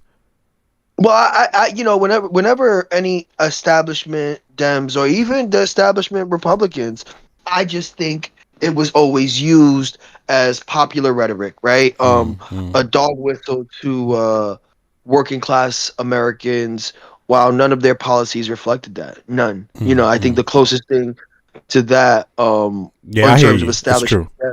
Yeah, and we're on the left, so we're going to say Dems. It's up to Republicans to wake up and call their establishment Republicans out. You know what I'm saying? For selling them down the tubes. Yeah, exactly. Yeah, it's up to them to do their thing. The closest thing we got to that from an establishment Dem was the ACA, and even that didn't take it far enough, right? And we're seeing that with overwhelming power in the House and Senate, what you can do. I think that's a prime example of a takeaway that we can take away from Trump, right? He's done an amazing job of showing the power, the power of the executive branch. Where we once thought a lot of these things were unachievable, Trump has done, the only thing he's done good is that show that the power of the executive could be expanded and could be utilized in a manner that forces change in America. He just so happens to do it in a negative way, but he has shown that in spades. Yeah, you're right, bro. That is interesting dynamic going on. Trump is leading the way for Mamdani on how to govern. Exactly. And I think why listen to the rest of these clowns? I don't have to listen to you. Who are you? You're nobody. Yeah. Yep. Again, and that's something that has led the way for this current DSA wave that a lot of political analysts fail to realize, right? I think when they look at especially Mamdani, not to take away anything from AOC, she's kind of fallen a little bit in line, which I do think that's just the game of politics, especially when you don't have your established party visible, which now she does. Right now, she can be more emboldened in the positions she takes. Yeah, you got to have backing, bro. You got to have backing to get somewhere, and that's why voting counts. People, you got to back people up. You have to back people up in numbers at the polls. Otherwise, they're not going to be the spear. They're not going to be the spear. If you do not back them up, they're not going to be the spear. Mamdani had people that backed him up. AOC, she does have people that back her up. But in Congress across America, she's very isolated because enough Americans are not standing up for themselves. So if you want to see, if you want to see more action out of AOC, you don't have to come from New York to get it. You can actually come from another state and get active, support more representatives like that, and then you will see AOC be even more of an attack dog. There you go. Same thing with Bernie Sanders. He was standing alone for a long time, with these issues, So he's definitely will seem closer to the moderates. But if you're standing alone, you got to survive in policy. How do you survive in policy as a representative? You need to have your name on a bill that gets signed, that gets votes, gets signed and gets put into action so you can show your record. So if you're not going to play a part in something, getting something done for people, you don't have anything to hold up and say you did. So it applies to everybody. If Americans want something, you got to do better to get out to the polls. 90 million Americans did not vote in the election. The buck stops with you. I understand being disenfranchised. Sure, that's an issue. A lot of people are disenfranchised, but don't sleep. A lot of people that vote are disenfranchised too. Just as disenfranchised. The only difference is they muster up the strength to say, I have to do the right thing today. It's not just about me, right? And also, this is how democracy works. If you do not vote, you cannot, in a democratic society, expect the kind of change that you're deserving of. Representation, taxation, with representation is what it's about. Voting is your representation. Without that, all you have is taxation. That is not a good experience for you. That is a painful experience for you. Just taxation without representation. And even if you vote right now, because of those caps we always talk about on the House, you still only have half the representation that the average European has, right? Half, but per person in the United States. You have half the elected officials for a certain size population in the United States of America. So you're already underrepresented. Then you only have two parties. You're underrepresented there. Like, it's so important to register to vote. Do that. Then do the other stuff after. Register to vote. Then build your parties, but register to vote. Register to vote. And I know it sounds so corny, but if you want to scare these oligarchs today, you don't have to wait till 2028. You don't have to wait till November. You can scare the shit out of them today because they watch the numbers. When they see voter registration go up in historic numbers, they're going to run for the hills. Look, Peter Thiel is already leaving the country, man. Yo, you could solve this shit just by registering to vote. They're going to run. You know what I'm saying? Like, you're 1,000% right. You're 1,000% right. They watch those numbers, man. Yeah. It's that's what they do, right? They utilize the money that they get to watch these numbers. I have personal experience and personal knowledge of how they choose to. So they use special software that essentially tracks how voters will vote, what voters are registered in what areas, and that's how they use campaign money to effectively sway people's votes. And so, like I said, I've personally been involved. Data matter. Data matters. No, data matters, right? It's the reason why, and it's only going to get better with AI, right? AI now is for them to collect it at an all-time high rate. They effectively understand that data, and this is the reason why this current Democratic Party is capitulating to someone like a Mamdani. They understand the data. The data is showing the overwhelming support, and like we were discussing before, right? As someone who's been just watching the political landscape, and as a DSA believer, AOC now is. Now, I'm definitely looking at her to be more emboldened, right? She has been getting more political coverage now because she is a DSA member and probably one of the longest tenured DSA members and visible DSA members. And so this is where now, the Kamalas of the world, the Jeffries of the world, no matter how much they dislike the DSA movement, are forced to work with them and acknowledge. Exactly. Huge adjustments. They have reports of Kamala even essentially tapping in with Mamdani. They're calling him the Kingmaker. The Kingmaker. Yeah, and he is in a lot of ways. Of course, legacy media is going to try to undermine what that means, or they're going to try to define it. But I think it's I think his message is emanating past Democrats. I think his message is past Democrats, and is emanating into independent and also to segments of the Republican Party, because a lot of people that voted for Trump, it's out of desperation, right? And a lot of the reasons are desperation that Democrats feel also. So once they cross over and feel and see that, wait a second, these people are not trying to engage in cultural war. They're trying to engage in progressive tax policy that works for all people, for people like me too. Even if I don't like Muslims, the tax policy should work for people like me.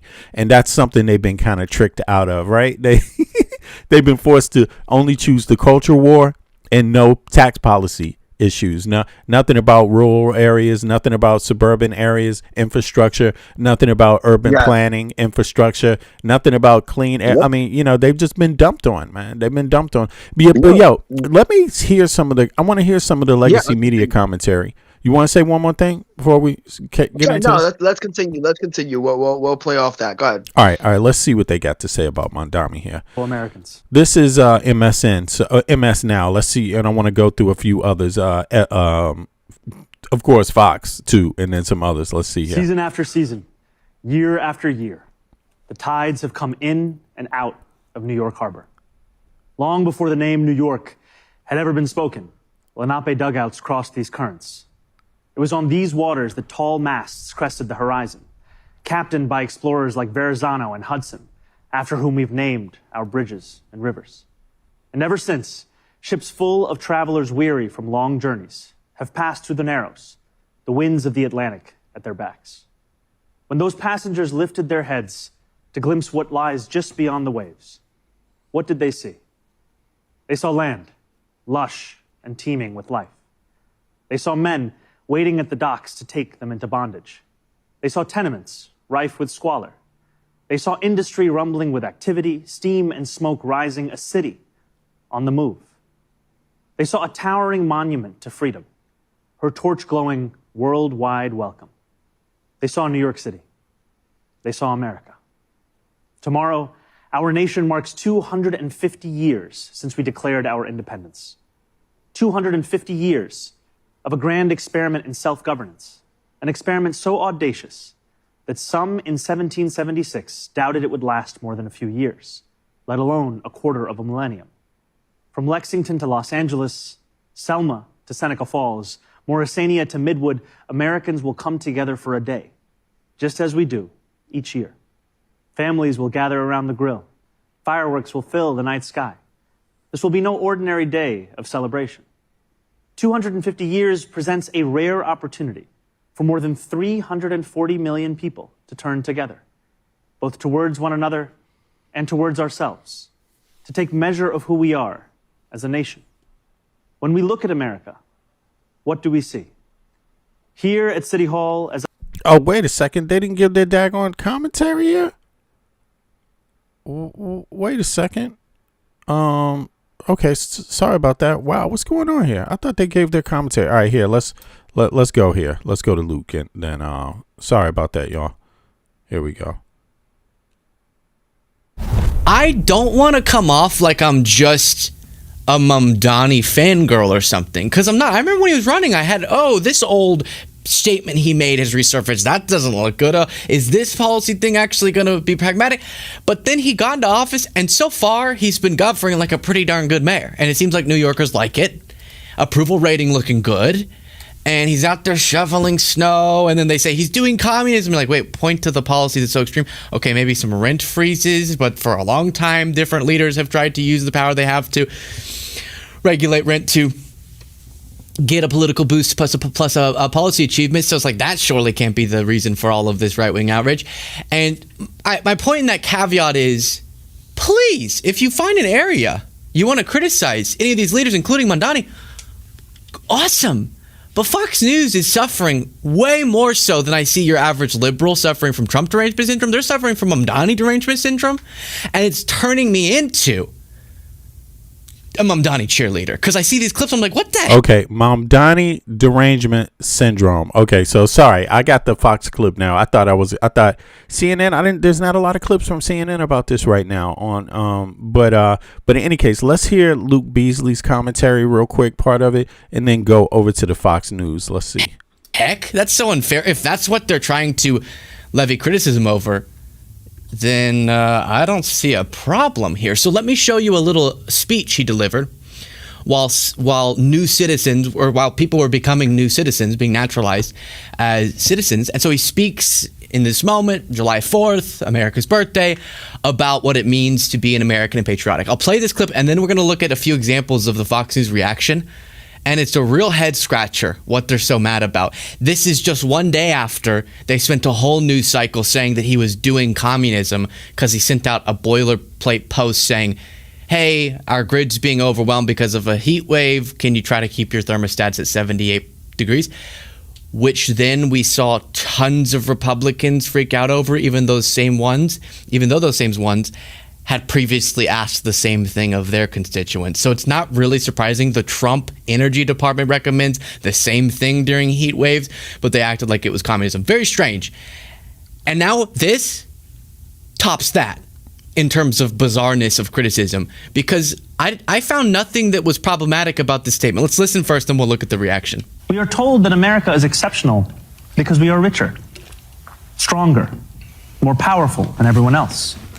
The truth, my friends, is that America is exceptional because here, nothing is fixed into place. The frontier may be closed, we may have walked on the moon, but the work of fulfilling the values first enshrined in the Declaration of Independence, that work endures, and it belongs to us all. It belongs too to our newest Americans, those standing here with me today, all of whom were recently naturalized.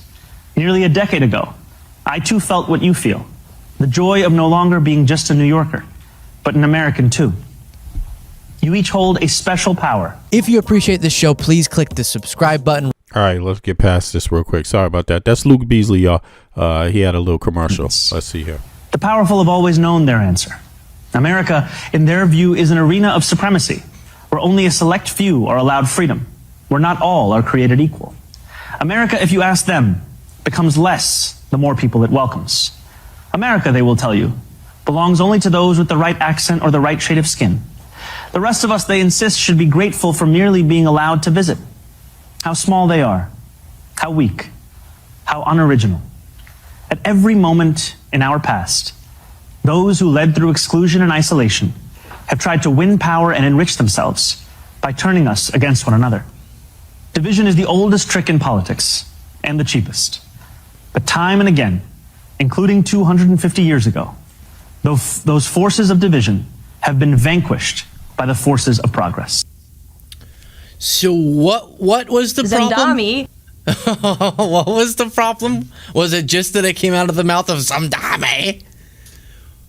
He touches on some of the most obvious points, especially during a naturalization ceremony, which are, because he's speaking about immigrants who are right now becoming citizens after an extensive process. If you've never known someone who's had to jump through all the hoops it takes to become a citizen through the naturalization process, oh my gosh, it's crazy. Hoop after hoop after hoop, decades sometimes for this process. Yeah, you know, most Americans can't get through those hoops. Most Americans would not pass the naturalization test because they're never, our school system is not even trying to teach you all of this shit. And and then think about it. Do you remember these things by the time you get that age, right, to become naturalized? Most people, I mean, it's interesting. But in any case, yeah. To come to a conclusion. So it's a huge achievement. I just popped out. I went like this. 3, 2, 1, zzz, out of my mom. And then they were like, citizen. These folks worked their tail off. You get this legal status, then you apply for this one, and then you do a test, and then you do that, and finally maybe you get a citizenship status. Like, that's work. I just popped out. And so he's touching on the beauty of that, the beauty of wanting to be an American so much you fight for it. And then how we can all unite around citizenship statuses, backgrounds, racial lines, sexual orientation lines, gender lines, everything to have a common goal of fulfilling our American values. The values themselves that I think define America at its best are awesome. The story of us, as even Obama said in his presidential center opening, is a nation that started espousing values that could be incredible and creating a system that could be incredible, but immediately failing to uphold those over and over again. But the beauty of the experiment is that we're always striving to try to fulfill those principles more. And that's each of our duties as an American, each generation. Awesome, cool. What? And then he calls out the powerful. We just had a guy who has become a trillionaire who ran through the government and ripped away critical programs from people that literally will lead to their deaths. We have a president who's enriching himself because he thinks he deserves more. He deserves to benefit from America more than average Americans. He thinks he should be able to take away your health care while the wealthier get wealthy, or the wealthy get wealthier. right? That's he's touching on, and then often the most powerful among us actually don't seem to think we are all in this project the same. I think that's totally boilerplate America. Not according to Fox News. Let's watch. Molly Flagg has everything to do with that and nothing to do with logistics. And this morning, many New Yorkers were outraged after Democratic Socialist Mayor Mamdani said this about America. America, in their view, is an arena of supremacy where only a select few are allowed freedom. We see the wealthiest. Why didn't you show any of the context of who he was talking about? Because then maybe you would, then maybe your audience would realize you were standing up for a tiny group of the wealthiest billionaires. Absolutely, it's the billionaires. If you want to get to the root of the issue, it is the billionaires. The billionaires play the average American, whether you're a Democrat or a Republican or left or right or independent. The billionaires are behind all of the political activity that you live under right now.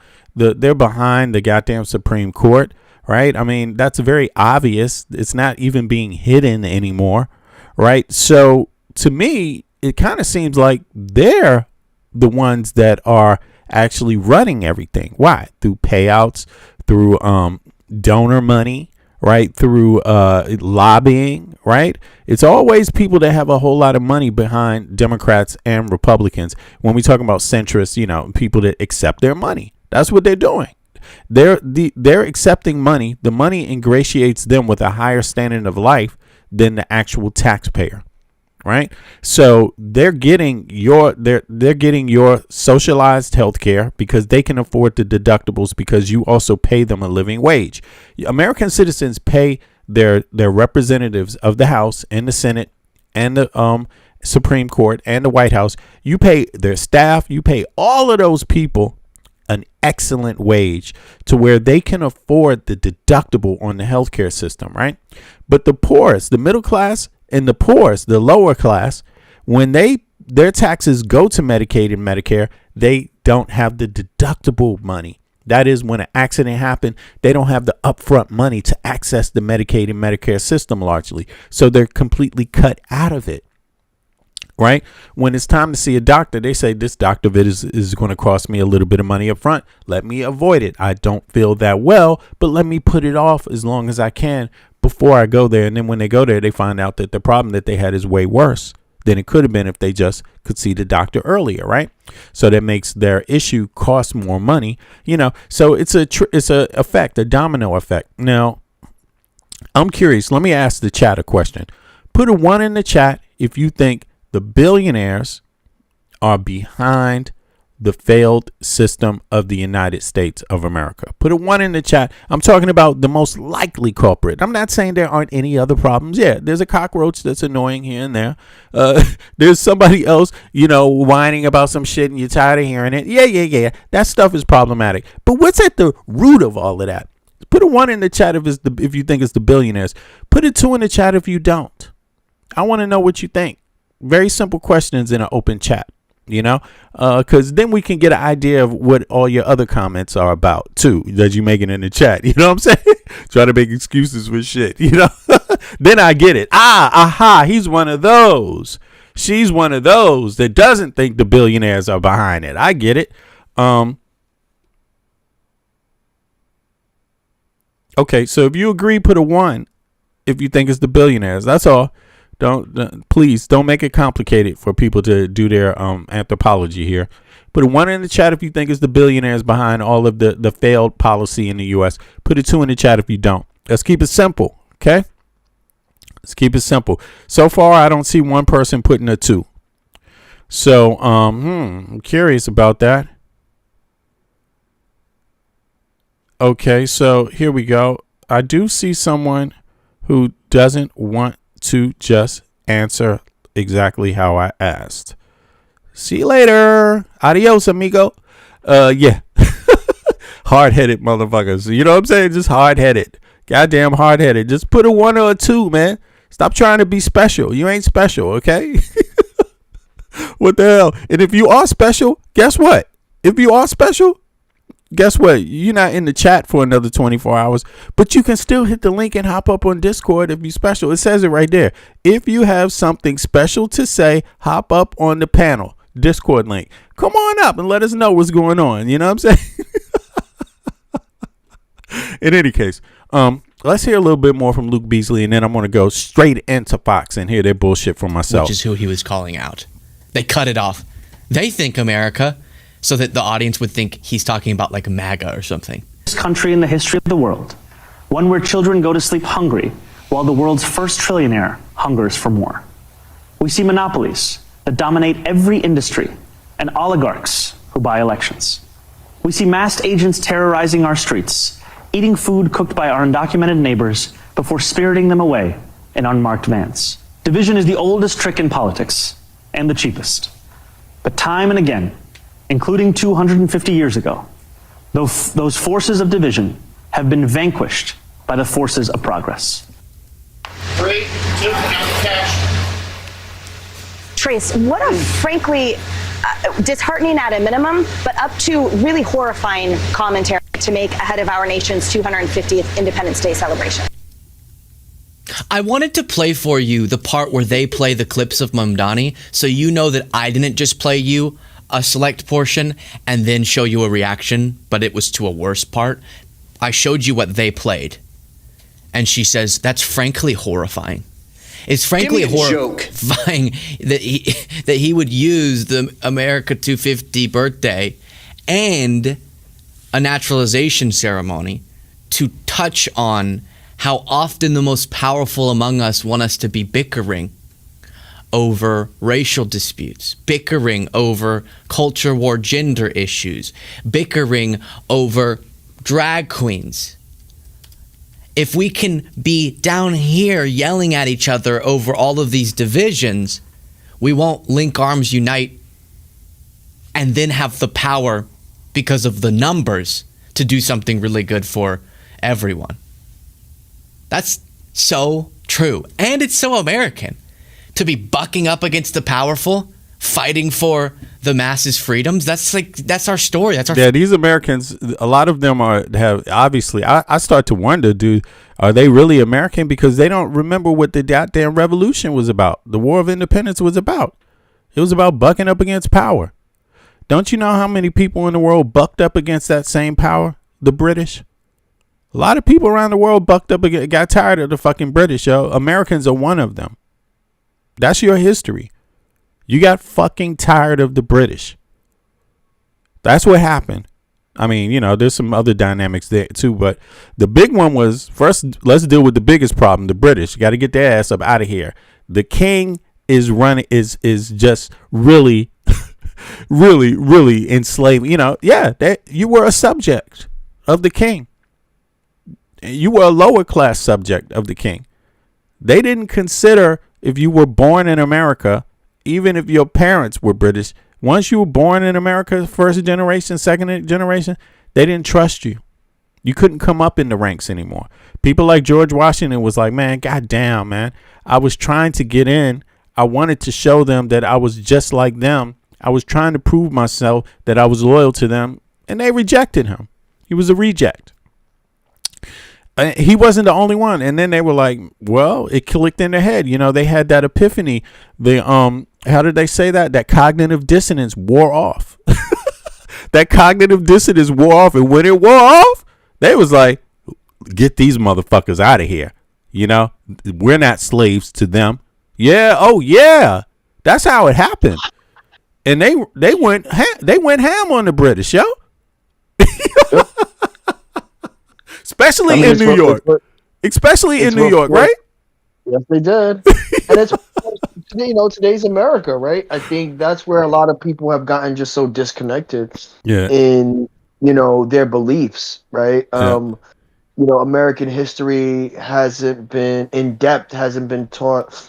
You know, I think it's an indictment on our school systems, right? The fact that we do have individuals who wrongfully conflate what the idea of patriotism is, right? No taxation without representation, right? Yeah. And under that banner, every American with different religious ideologies and different cultural backgrounds came together to overthrow the main oppressor in Great Britain, right? Yep. And unfortunately today we missed that message, right? A lot of Americans idolize the oppressor. The oppressor just has a different face now, and that tends to be the billionaires, right? The billionaires who don't hold our interest um at face value, and in fact they idolize these billionaires, and they don't see how they've disenfranchised your everyday Americans. What once was persecution due to race, creed, and color is now mainly, those things still exist, but it's mainly to disenfranchise you by class, right? Because that allows for these billionaires to continue to make unchecked capitalism, right? And it's unfortunate that we still have people here today in America who can't realize that, because they have such a poor understanding of basic economics, right? And to sum it up, even on the most simplest level, when it comes to extreme capitalism, someone eats gold, but the majority eat shit in order for that person to eat gold. But yeah, go ahead, B. Yeah, and I think a lot of people get confused by the color dynamic, right? The nuances of the history, indentured servants, slavery, generational slavery, being, and then the idea of everyone being a subject to the crown, and all of those things existed under taxation without representation, right? So they forget that, and then when they don't understand that, listen, there are white people, quote unquote, right? This is the American vernacular, right? That were fighting against each other for many different reasons. Some fighting each other over supremacy, others fighting each other just to make sure the other didn't get a stronghold there, others fighting each other over religion. You know what I'm saying? And they did not unilaterally agree on a whole lot. And then even the descendants, they did not agree. They were not the same on all these issues. Some were like you saw, there were groups that were like, yo, we got to get rid of the crown. They're taxing us. They don't want us to have freedom. They want us to be servants to them, like literally. And they understood because their grandparents were British. So they knew the difference between being a servant and being and being a free person, being a full member of society. So they took that insult very seriously, right? Then there were others in other aspects of the society. They're like Quakers that were like anti-slavery. They're in the beginning. They're like, fuck this. Like, we're not going to play a role in this thing. You find that okay. The original abolitionists, So there were different groups of them, and they were like, we're not going down this route because it is against our form of Christianity, our form of religion. We don't do that. And also it's because of the background of servitude that they had in Europe. So a lot of people that fled Europe already had a concept about servitude and these kind of things. And this played out in different ways, in people's minds. Now, others were pure capitalists and didn't give a damn. This was normal for them.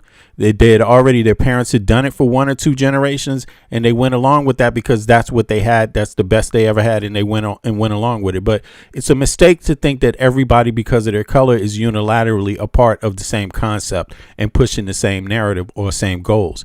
And I think what we've done today in America is we've sold that idea that America was created by a black and white dynamic. It wasn't.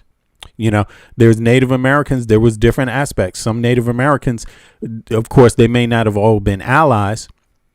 And then when they saw themselves losing power, they tried to figure out ways where they could minimize that effect. Some supported the French. Some supported the British against the other ones. They tried asymmetrical politics themselves. It didn't turn out well.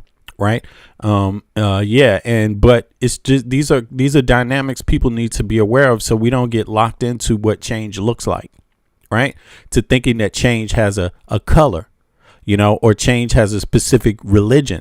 It didn't in America. It never has in America, you know, and we need to go down the path of freedom. What does freedom look like? What is freedom today as an American? Are we going to dispose of slavery? Are we going to dispose of indentured servitude? Are we going to dispose of classism? Are we going to dispose of these things and make it equitable so we can, first of all, be sustainable? Secondly, so we can benefit, right, as a group from each other, from each other's combined forces? Or are we going to start diminishing and falling apart into pieces and watch the GDP crumble and become a second-rate superpower like Russia? Russia's like a third-rate superpower. Is that what we're going to be? You know what I'm saying? There's different levels to this superpower shit, bro. You know what I'm saying? Like, yeah. To not segue too far. Okay. Before we continue, if you could pull up Tammany Hall. Tammany Hall. Okay. Okay. Tammany Hall. Yeah, let me pull that up real quick. Okay. If we could have a short educational segue, and then come right back, because it has to do with, you know, loosely with obviously what Mamdani was saying, but just New York history. Tammany Hall. Tammany Hall, right? Tammany Hall, yeah. Yes, Tammany Hall. Okay, yeah. Tammany Hall. Here we go. All right. Yep. Founded in 1789. You want to cover that? Can you see what's up there, or you want me to do it? Yeah, no, I can see on my end what Tammany Hall has. So Tammany Hall was the powerful Democratic Party political machine that dominated New York City and state politics from the 1790s to the mid-20th century.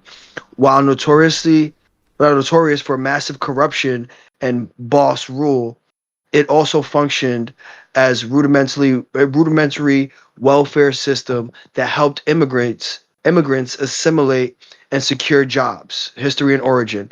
Founded in 1789 as a fraternal and patriotic society named after the legendary indigenous leader, Tammany Hall quickly evolved into a highly organized political club.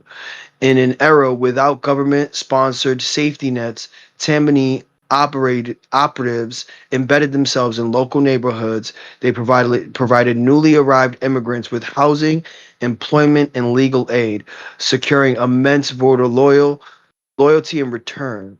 Boss and corruption. The machine is most famously associated with the Gilded Age.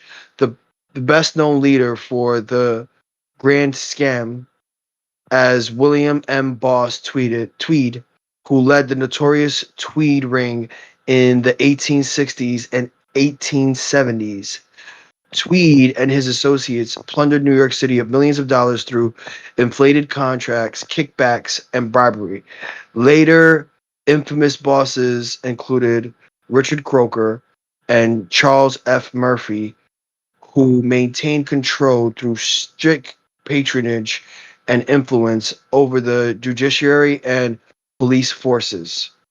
Reform and decline. Tammany's influence faced continuous pushback from reform movements, eventually leading to its downfall. The election of reform-minded Mayor Aurelio LaGuardia in 1934 stripped the machine of much of its patronage power.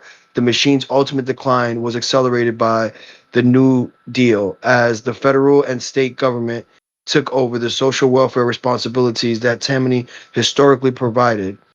By the early 1960s, the official organization had disbanded. So that's where it ends on my part. But essentially, another good movie tied into it, which was heavily publicized, was Gangs of New York. Right. With Leonardo DiCaprio. Exactly. Yeah. I was about to say that. That's basically the background of that film, right? That's the the backdrop of it.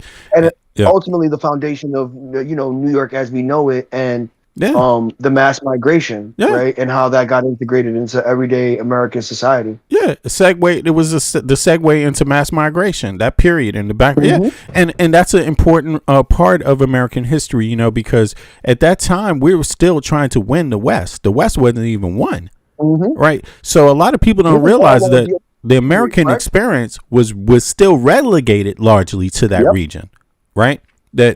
So it's important to know that history Especially if you're going to be out here talking about founding fathers and all of that shit. Why are you going back to 17 to the founding fathers when you don't even know this history? Yeah, exactly. Tammany Hall and shit. Like this was all happening right after Yeah. the Civil War, right? Yeah, This yeah. is 1789, right? Yeah, This is it's right after. the major migration that essentially created America as we know it today, Yep. right? Yep. Facts, bro. When Facts. you're dealing with, all the nuances of migration, that migration started essentially with Tammany Hall, Yep. right? And that diversity in terms of representation started with these immigrants, right? Yep. Those immigrants in Tammany Hall.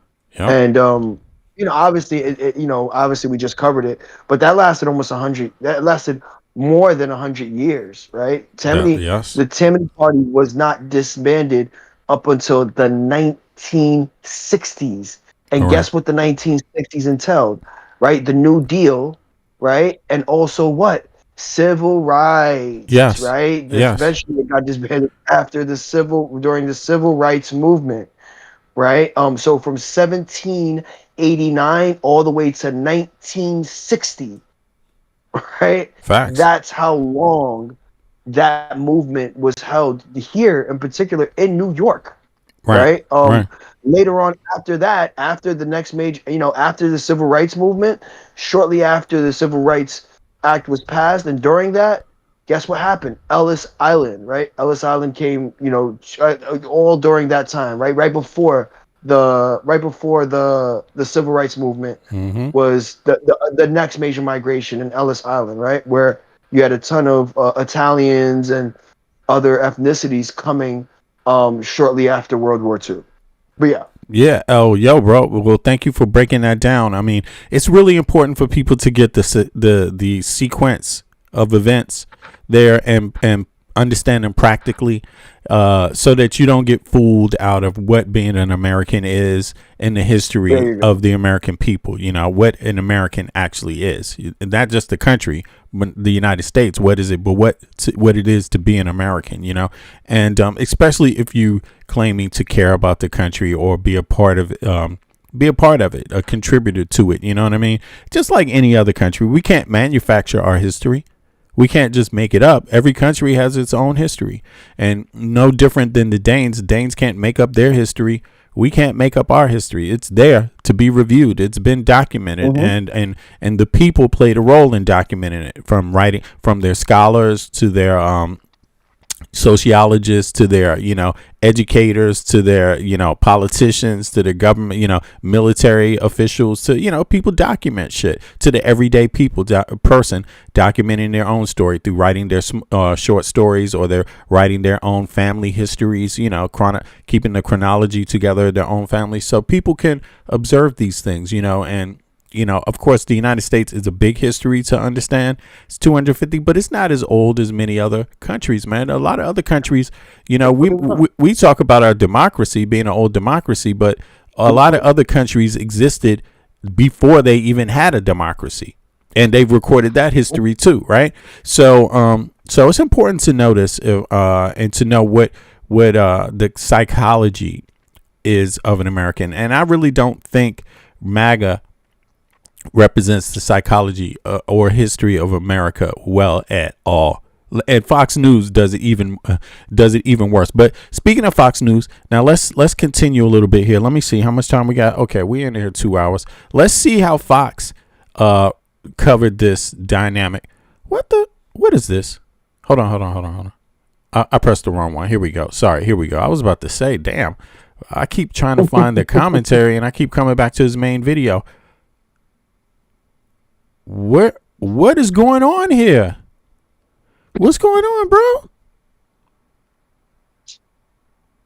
Okay. Maybe this is it. All right, here we go. Let's see what they had to say about Mamdani. New York City Mayor Zorahn Mamdani giving an America 250 address this morning as his influence within the Democratic Party certainly continues to grow. The socialist mayor spent much of his countdown. Well, how come you maggots can't do nothing about Mamdani? Why you keep asking the Democrats to do something about him? You scared? You can't beat him? You don't want to challenge him? You don't want to debate him? I would like a Trump Mamdani debate. I would like an AOC Trump debate. I would like a JD Vance AOC debate, right? I would like a Marco Rubio. That would be good. Marco Rubio and AOC, that would be great. Let them rip each other to shreds. Politically speaking, you know what I'm saying? Of course, we know one is at a disadvantage. That's Marco Rubio because he's the goddamn coon and shit. He's the sellout, the betrayer. You know what I'm saying? The immigrant betrayer, of immigrant background. Damn, that's deep, man. That's a mind fuck. That's Franz Fanon. I wish that's Franz Fanon. I'm gonna wear my Franz Fanon hat when I watch. Next time I watch Rubio speak. But in any case, let's continue with Fox. Speech focusing on what he says are America's failures. As we mark First question I got right here. First question is how many generations has her family been in the country? I'm talking about the commentator there. What would you guess? Give me an idea. Chat. Do you know? Based on her look, how many generations back do you think her family goes in the United States history? I'm just curious. And I got to ask that because, sometimes we associate look with background, right? So since we know, given the history of the United States, that's not necessarily true. You can look a certain way, but it may not add up to much when it comes to how many generations your family has been in the U.S. Like, for example, Trump's grandparents came to the United States. That's not that many generations.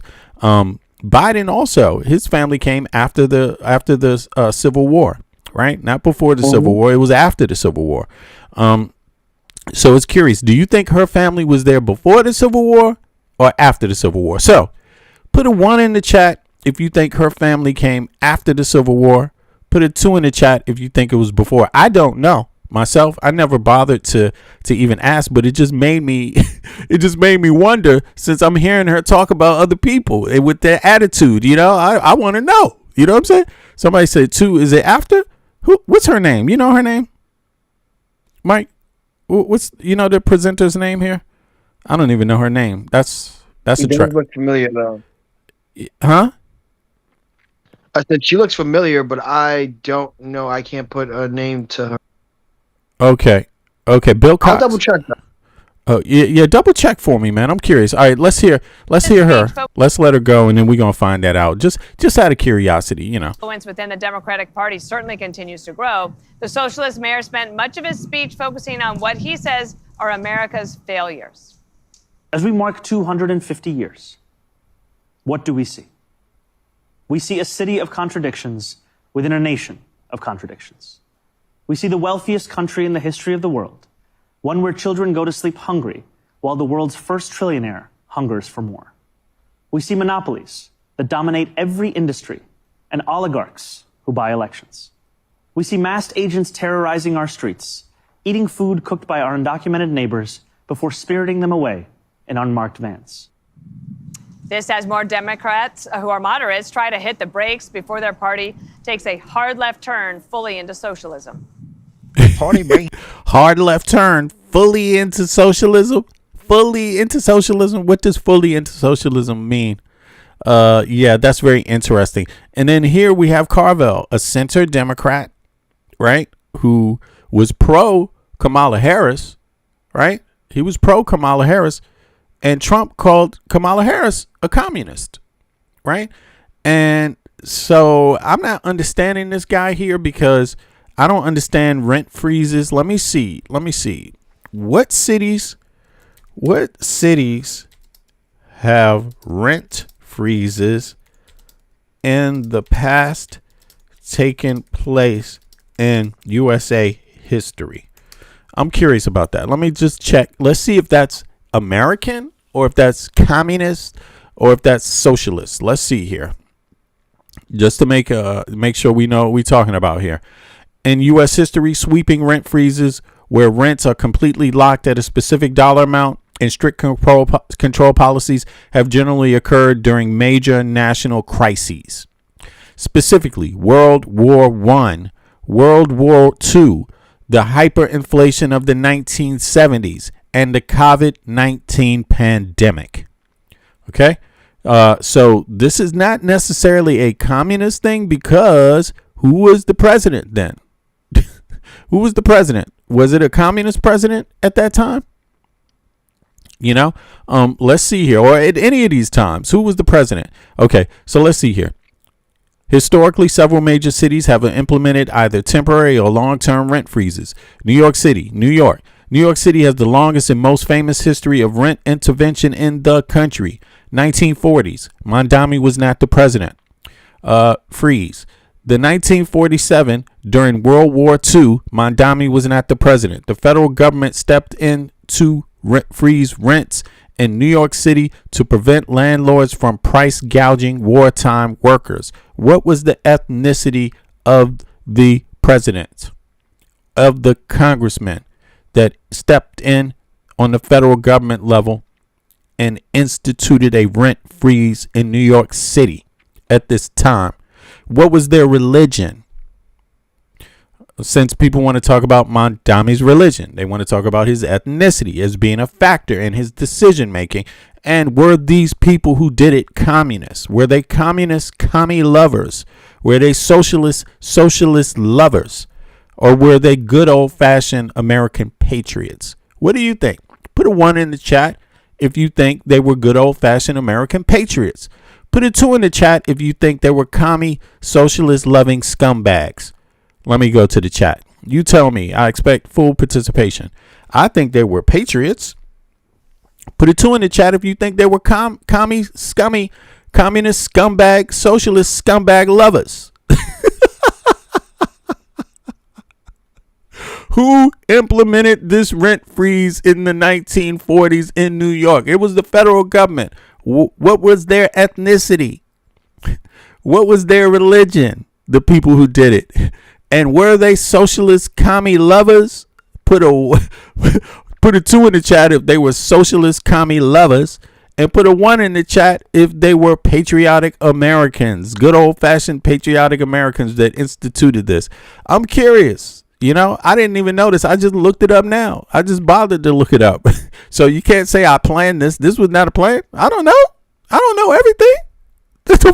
Is it a coincidence it keeps turning out this way, or is it that I'm just leaning in the right direction and it just shit happens to make sense in this direction? You tell me. I left her information in the chat. I left this commentator's. Well, she's a part of the administration, so I left her information in the chat. Okay, let me open that up. Let me see here. Okay, Michael.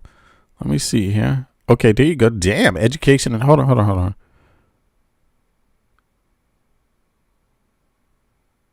I don't see a link. You put a link there? You put a link in the chat? Yeah, I did. I'll place it again.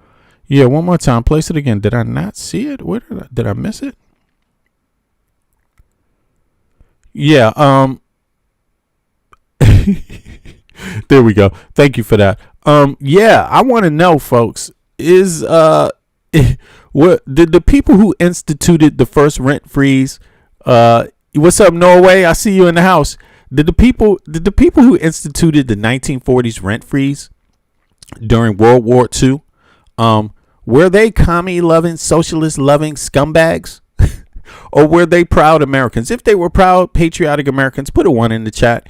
Put a 2 in the chat if they were commie and socialist scumbag loving sellouts to the United States of America. 1940s. I want to know their religion. I want to know their ethnicity. I want to know everything about them so I can understand what the hell is going on with this rent freeze. I mean, where did things go wrong? Okay, let's see here. 1940s freeze. 1943. During World War II, the federal government stepped into a rent freeze in New York City to prevent landlords from price gouging. You mean landlords was price gouging at this time? World War II? Somebody had the nerve to do that? What was their ethnicity? What was their background? Were they commie? I mean, what were they? I don't know. What were they? In any case, why would they do that?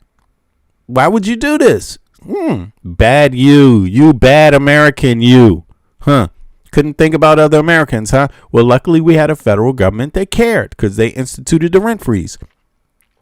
When federal controls expired in 1950, New York State took over, keeping those exact wartime frozen rents free rents active for buildings built before 1947.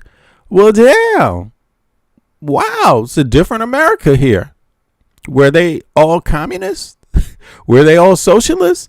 The federal government? You mean to tell me we had a communist socialist federal government in the 1940s? Okay. Modern emergency freezes. Over decades, New York City Rent Guidelines Board has occasionally issued zero increase votes, effectively freezing rents for 1 year leases on rent. Blah, blah, blah, blah, blah, blah. Okay, that's New York. So California also had one after World War II. Were they commie lovers, socialist loving scumbags?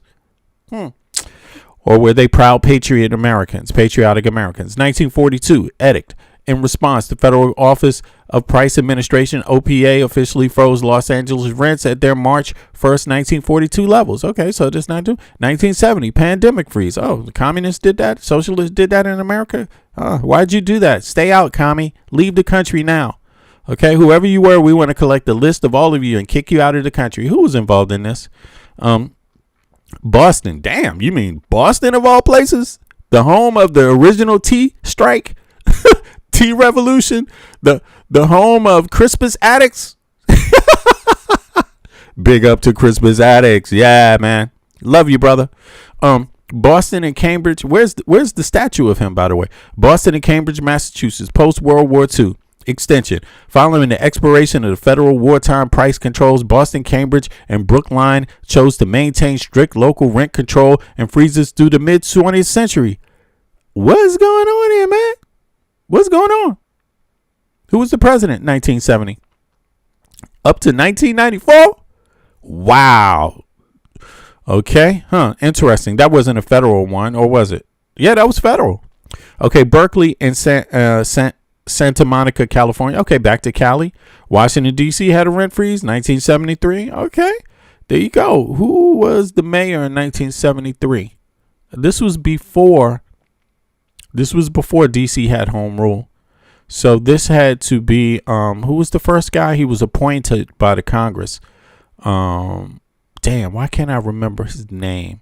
That's plain old D.C. history. What was his name? Let me know if anybody in the chat remembers the guy's name. The first, he was appointed. He was a black dude appointed to. This is before Mayor Berry was elected, the first mayor of the city, officially elected mayor. Okay, so this is 1973. DC, they should have had. Well, DC wasn't expensive as New York and things like that. So, but DC's has historic poverty issues, like just straight up out of squalor. You know, DC was shantytown city pretty much for a long period of its history. Okay, so let's move on now to address the commentator. Let's see here.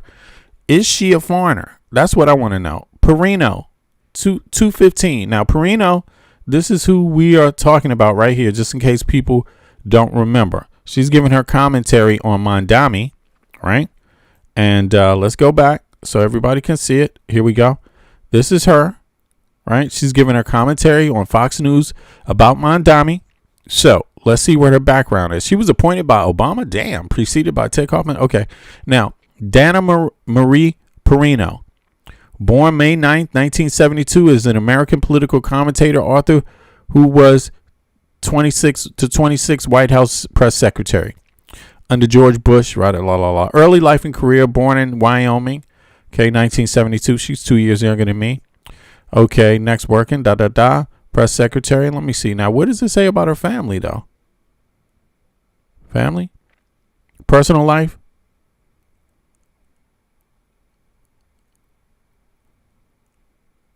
It doesn't say. Does it say what?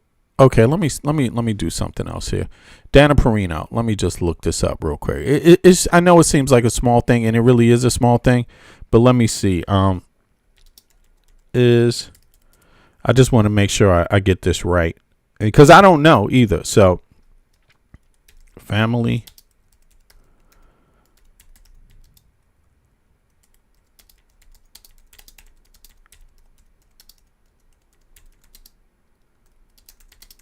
It's important to know who we're talking to and the types of people that are talking when they're giving their commentary. So, here it is, y'all. This woman, her family has immigrant backgrounds, okay? And I learned to start checking this because Fox be on some really, really right wing shit. And you would think because of how they look, a lot of people assume that they're not immigrant background. But a lot of these people's families don't go back to the War of Independence, don't go back to the Civil War. Some of them just go back to the 1900s. Like, seriously, that's it. 1 or 2 generations. And they're already complaining about waves of fucking immigrants. You know, this is hilarious. Yes, part of Dana Perino's family were immigrants. Her paternal heritage includes Italian ancestry. So in the 1900s, part of her family would be called wetbacks. The Klan would be hanging their ass. Facts. Here's the details of when and how her family migrated. Immigrant ancestors. Her paternal great-grandparents on the Perino side were immigrants from Turin in the Piedmont region of Italy. Damn, have I been to Piedmont? Okay, let me see. When they immigrated to the United States in the early 20th century. Marion, damn, this is when they was really, the KKK was like, fuck this, man. Too many wetbacks. Yo, seriously. Where they settled, fleeing poverty in Italy to search for a better life. They eventually moved out to West Wyoming under the government's enlarged Homestead Act of 1909. You mean welfare program funded by American taxpayers, my ancestors? Before you continue, chances are her family migrated through where? New York City. Hypocrite. Ellis Island. Ellis Island. She's a get out, go home. And look, exactly. People were telling her, the Klan was telling her family, go the fuck home. Yes. You know, let's just put it for the viewers, Italians for a large portion of American history were considered just as an immigrant when it comes to any other immigrant in today. They were today's Hispanics. Indians. They were today's Indians. Hispanics. Yeah. They were today's Turks. You know, Mexicans, right? Communists. So they were today's communists, exactly. Bro. They essentially were seen as the immigrants we now see on a regular everyday basis, right? And the only difference between the Irish and Italian is that it's called proximity to whiteness, right? After a few generations, once you lose that accent, you look no different from your average white individual at the time, right? You're English, predominantly English, Dutch. Now you can't tell the difference, and the only way you could is by your last name, right? And so that's what it means to be, you know, a few generations in. But when you have proximity to whiteness, now that allows for you to assimilate in a different manner, right? You become more homogenized when it comes to the American view of what an immigrant looks like. Well, go ahead, B. Yeah, absolutely. Here, I'm going to put the link to the panel up in case someone has some important questions or important observations. There's a link. Now, let's see. Let's go back to this. This is, wow. So that means my instincts were, I smelled a rat. My instincts were on par this time. You know what I'm saying? I smelled an immigrant. I knew there was something there. I dug it up out of her background, and here it is. She's no more an immigrant than what, you know, my background is. So my grandparents got here in the 1930s. So she's 10 years before. What a coincidence. What a coincidence. Go ahead. But yeah, go ahead, man. No, go ahead, man. Go ahead, continue. Your grandparents came. Yeah. My grandparents came here in the 1930s. Puerto Rican descendants. So she's she got 2 years over you. She got 2 years over you. Exactly. She has 2 years over my grandparents. Her grandparents, her great grandparents have 2 years over my grandparents. 2 years and 3 months, and we counting, and 6 days. She's more important than you. Okay. Apparently, right? I guess proximity to whiteness does matter. You know, and so I say all that to say it don't matter to me. She's an immigrant. Fuck that. Exactly. She's just as much of an immigrant. I don't give a damn what her proximity to whiteness is. She don't belong here. MAGA, black MAGA, get her out of here now. Stop taking my ancestor tax money, Perino. I'm gonna lay it on her ass. Where's Tariq Nasheed? Get your ass up here. We found one for you, Tariq. Stop beating up on the black people for once. Get on her ass. Okay? What the fuck?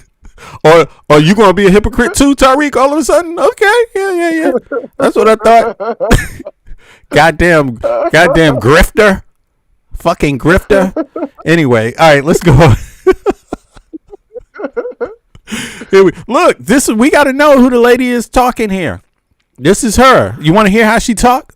As an example? Here we go. Let's listen to her talk.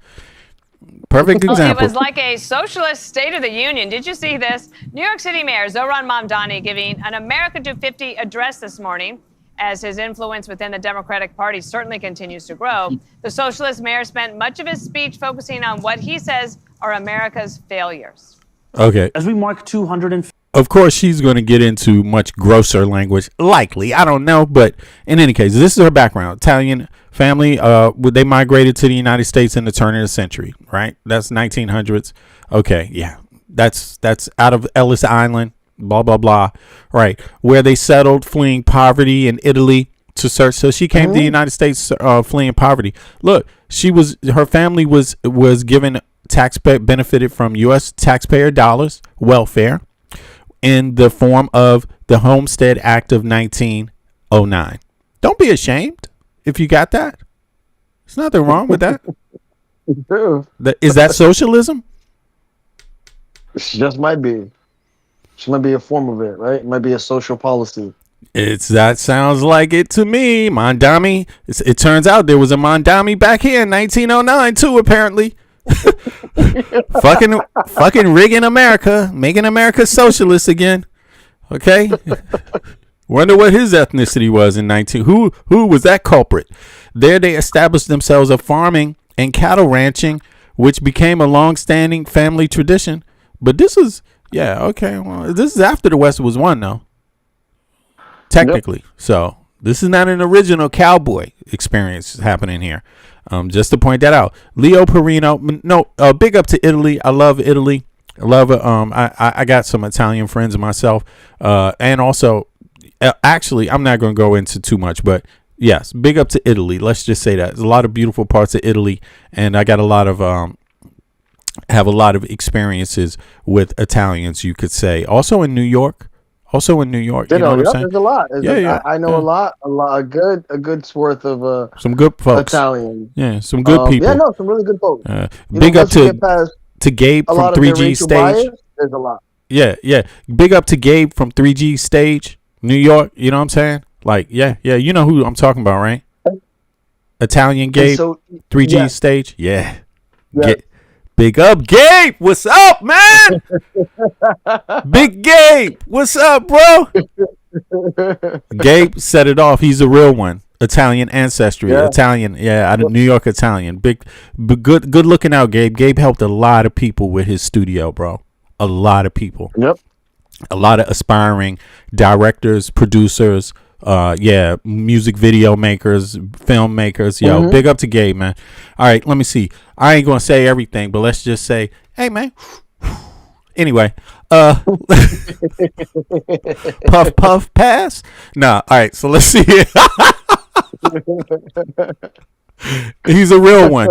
In any case, yeah. Well, she's an immigrant. Let's just sum this up. Let's hear some immigrant newscasting here from Fox News. 50 years. What do we see? We see a city of contradictions within a nation of contradictions. We see the wealthiest country in the history of the world, one where children go to sleep hungry while the world's first trillionaire hungers for more. We see monopolies that dominate every industry and oligarchs who buy elections. Oh my God, I'm shivering in my boots. Okay, anybody want to leave the chat right now? Turn off the stream? You're welcome. If you've been scared by this, I understand you. But why would you be more scared than Epstein and Trump? That's what I don't get. You know, I mean, this guy actually believes the opposite of Epstein. It's part of the fear mongering tactics. Yeah. Give him a chance. Give him a chance. You gave your kids, you gave Trump and Epstein a chance around your kids. You won't give this guy a chance around your taxes? Okay, here we go. See masked agents terrorizing our streets, eating food cooked by our undocumented neighbors. By the way, crime is down in New York, I heard. Yes, it is by 25%. This is the lowest murder rate and crime rate we've had in quite some ever. It's the lowest ever. Wow, man. Wow, New York, you guys are doing great, man. Keep looking after for each other like that. That's great. All right. Let's play some more. Before spiriting them away in unmarked vans. This has more Democrats. Perino, the Fox newscaster of immigrant background, Italian immigrant background, came to the United States, who benefited from the what is it called again? The Homestead Act of 1909. Her family got taxpayer money. It's called socialism. They got welfare help to settle. Enlarge. It's called They moved to the West under the government's Enlarged Homestead Act of 1909. There you go. Socialist on deck. Perino the socialist. Right. That's what I'm just going to call her as. Perino the socialist. Go ahead. Who are moderates. I'm sure it didn't help her family gain an advantage in terms of. I'm sure it didn't somehow. Let's ask Tariq Nasheed. All right. So I'm sure he's going to be silent. Let's go. Before their party takes a hard left turn fully into socialism. Party may have to splinter. People always talked about the end of the two-party system. We might see it pretty close to the end of it. Democrats are going off the rails. They're not even focused. What matters to people is affordability. And Democrats right now are focused on two things. They're focused on anti-Semitism and socialism. If less than 45% of Democrats are even proud to be an American, and that's why... What is they talking? This is weird, bro. Is this what Americans are focused on? Is this what Democrats are focused on? What did he call it? Socialism and anti-Semitism? That's what the Democrats are focused on. Okay. Berlin. Okay. All right. Okay. I just don't. He's talking about center Democrats too. So I don't. Or is he talking about who is he talking about when he says this? Look at this. Have to splinter. People always talked about the end of the two-party system. We might see it pretty close to the end of it. Democrats are going off the rails. They're not even focused. What matters to people is affordability. And Democrats right now are focused on two things. They're focused on anti-Semitism and socialism. So Mamdani, he's not them. Or is he? Which one is it? Are they focused on anti-Semitism and socialism? But how is socialism not dealing with affordability? While Trump has never been about affordability, the Republican Party that backed Trump is not about affordability. If they were about affordability, they would have impeached Trump already long time ago, because he's done nothing but make the experience of American people more inflated, economically. So, but they're claiming now, do they want to be about affordability? I don't get it. What's up with Fox? Are you about education now, Fox? Are you about an equal wage, a fair wage, a living wage for all? What is Fox News supporting now? See, I told you they're all going to flip. Now the Republican Party, they're going to become Mamdani is forcing the Republican Party to become the champions of welfare.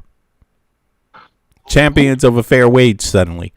Champion of education suddenly. They're going to flip. The Republican Party is going to become the Democratic Party. Watch. Just because of Mamdani. Because they don't have a response to it. Any other type of... What he's doing is he's isolating Republican politics more than the Democrats did. The center Democrats did. Yep. And Democrats right now are focused on two things. They're focused on anti-Semitism and socialism. If less than 45% of Democrats are even proud to be an American, and that's why they are nominating people that are an avowed communist and have deeply anti-views. So for me, that's distressing to me as a Democrat. Jesse, Mayor Mamdani gets a lot of media attention because of the theater that he's able to produce, like the social media, the scene. We talk about advance work, right? Like if you want to try to upstage Trump on America 250, and he's going to Mount Rushmore and he's having fireworks, and you're sitting. She's immigrant background. Her family were recipients of the government's enlarged Homestead Act of 1909. Her family's immigrant background, into the United States in 1904. Okay. Turn of the century. Yeah. So just so you know what her position is, she's not from the colonial period of the United States of America, like my family is, right? She's not even after the goddamn Civil War. It's not even from after the Civil War period, right? It's like 1900s. Shortly after World War One. Yeah, after World War One. After World War One. And she's complaining about immigrants, and the KKK would have been coming after her Italian family literally at the same time they immigrated, calling them wetbacks. They were hanging Italians in America. You know, I mean, seriously, they're part of the civil rights struggle. Even that's wild. Yeah. You know, all right. So let's hear some more. At a desk, and nobody knows that that's George Washington's desk. They haven't even talk about it. It seems like a little awkward to just have people standing behind you that aren't really sure why they're there. Yeah, this speech did not live up to the hype. This guy built this thing up like this was the State of the Union on July 4th. And he bombed. I mean, this thing was so boring, so tedious. And then like you said, the lighting was dark. Yep. There was no color. You had immigrants standing around them like this, like with a tiny little flag. Oh, so so when, look at this. So when she holds a flag, is she immigrant? What about who's the guy? The other, there's another Fox dude who is really, I think he's of is it Irish? Yeah, he's Irish background. And he was always on Fox. He's still there, but I guess they're segueing away from him. Bill O'Reilly is one, but there's another one. It's two of them, right? O'Reilly. What do we think O'Reilly is? With the last name O'Reilly, what is he? Yeah, what's up with O'Reilly? How long his family been in the U.S.? Flag waver, right? You know, guilty of waving that flag, faking like you're an American, faking like you got something to do with 1776. He might be Irish. Right? There's a few of them though on Fox News. Families just second generation, bro.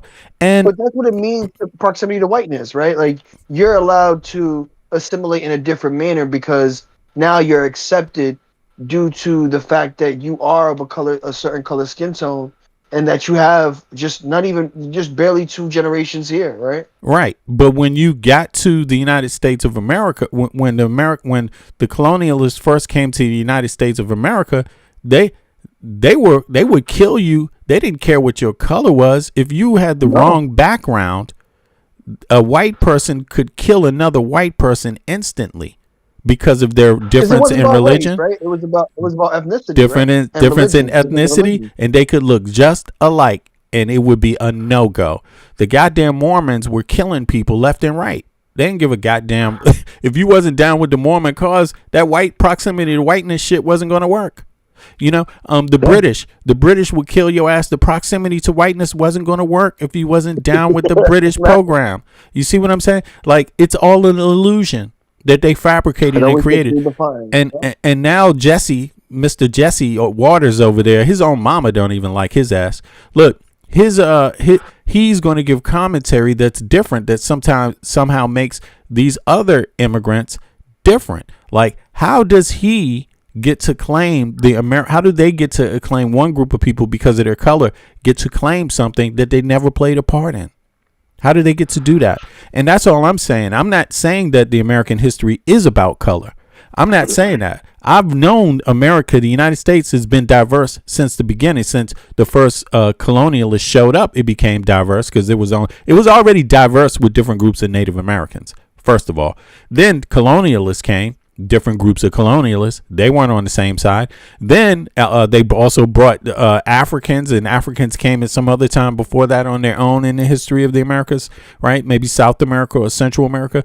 But it's always been diverse. And these people are selling a lie that it hasn't been diverse when even white people were part of the diverse group. Not diverse because they're white, but they were diverse within themselves. You know? So French, Spain, what the hell? You know what I'm saying? Exactly. So, it's important to point this out. Typically, I don't give a fuck, about somebody's ethnicity, religion, or anything like that. But it's important to decode what's happening just so we can get a better result out of the future as Americans. Listen, you got to understand, under Jesse Waters' leadership and Peru, whatever her name is, their leadership, American citizens, at best, 45% of the taxes they pay go to anything that directly impacts their lives in their communities, in their homes, anything. At best, 45%. In the Western world, as soon as you leave the United States of America, that number jumps up to 60% of your taxes directly impact your communities and your family's life. That's a different experience. You got to understand who's been leading this marginalized representative experience in the United States of America. Who has it? You got to recognize that Americans, at best, have half the political parliamentary representation that a European has, at best.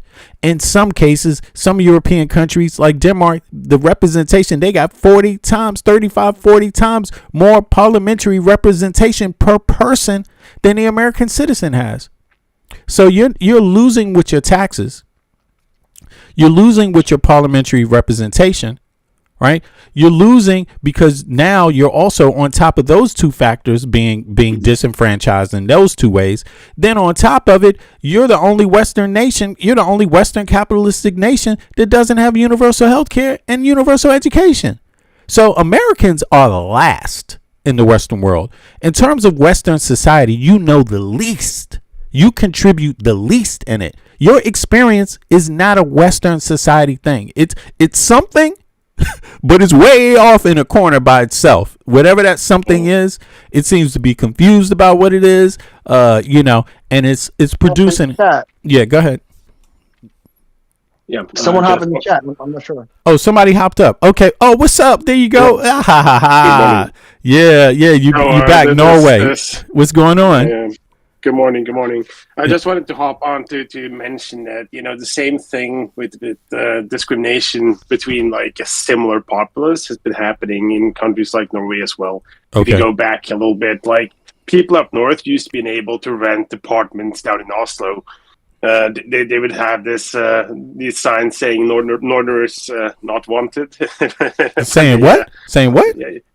People from up north were not wanted when they. Man. And in Copenhagen and Zealand, the island of Zealand, they don't like the people in Jutland, and the people in Jutland don't like the people in Zealand, bro. But things have changed since then. I'm just saying. But it's always sad to see people ladder pulling. Once they get integrated, they just say fuck you to everyone else trying to make it. It's embarrassing. It's embarrassing. It is. It is.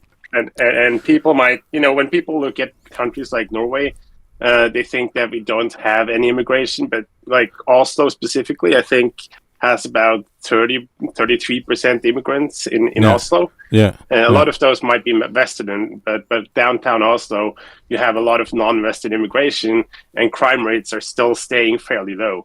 And people, over a few generations get well integrated into society. So it's a non-issue, to be honest. Right. It's actually, they're part of the economy. Exactly. We don't have enough birth rates to keep the economy going by ourselves. Yeah. It's also it's not Norway that's just experiencing that. It's in a lot of different countries, and it's I don't want to talk a lot about my personal experience, right? But let's just say the industry that I work in, the healthcare industry, a lot of people of different backgrounds work in that industry, and if we weren't here working in this industry, of course there's you have to be certified and you have to be educated here, but according to the standards of the hospitals, right, the medical system, but if we weren't here, man, people, elderly Danish people would be feeling it big time because there are just not enough people to service them and care for them, bro. To take and not just elderly, but the sick, handicapped and people like this, man.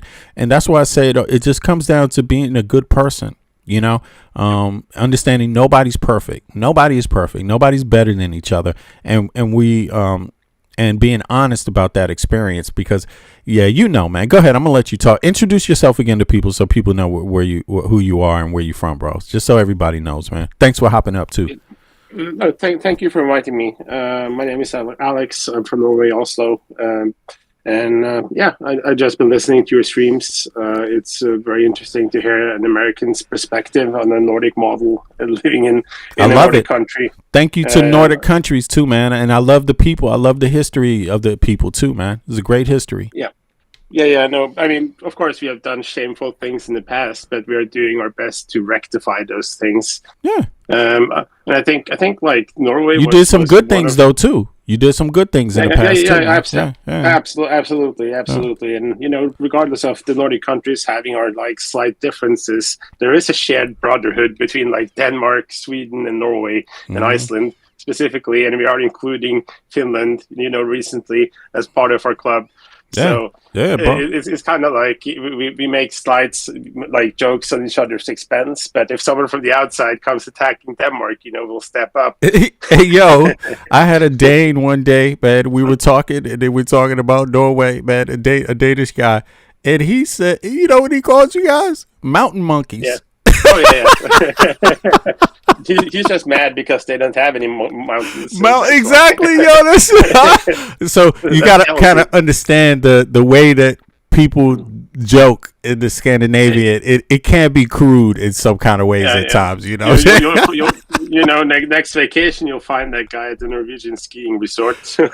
Hey man, I thought the shit was hilarious, but you know, of course, this is just jokes. It's like, you know, It's like talking. It's not coming from a bad place, right? No. That shit was hilarious, though. I was like, damn, dude's jealous of mountains and shit. Yeah, no mountains here in Denmark, all flat. This is like the Iraq of the Nordic lands.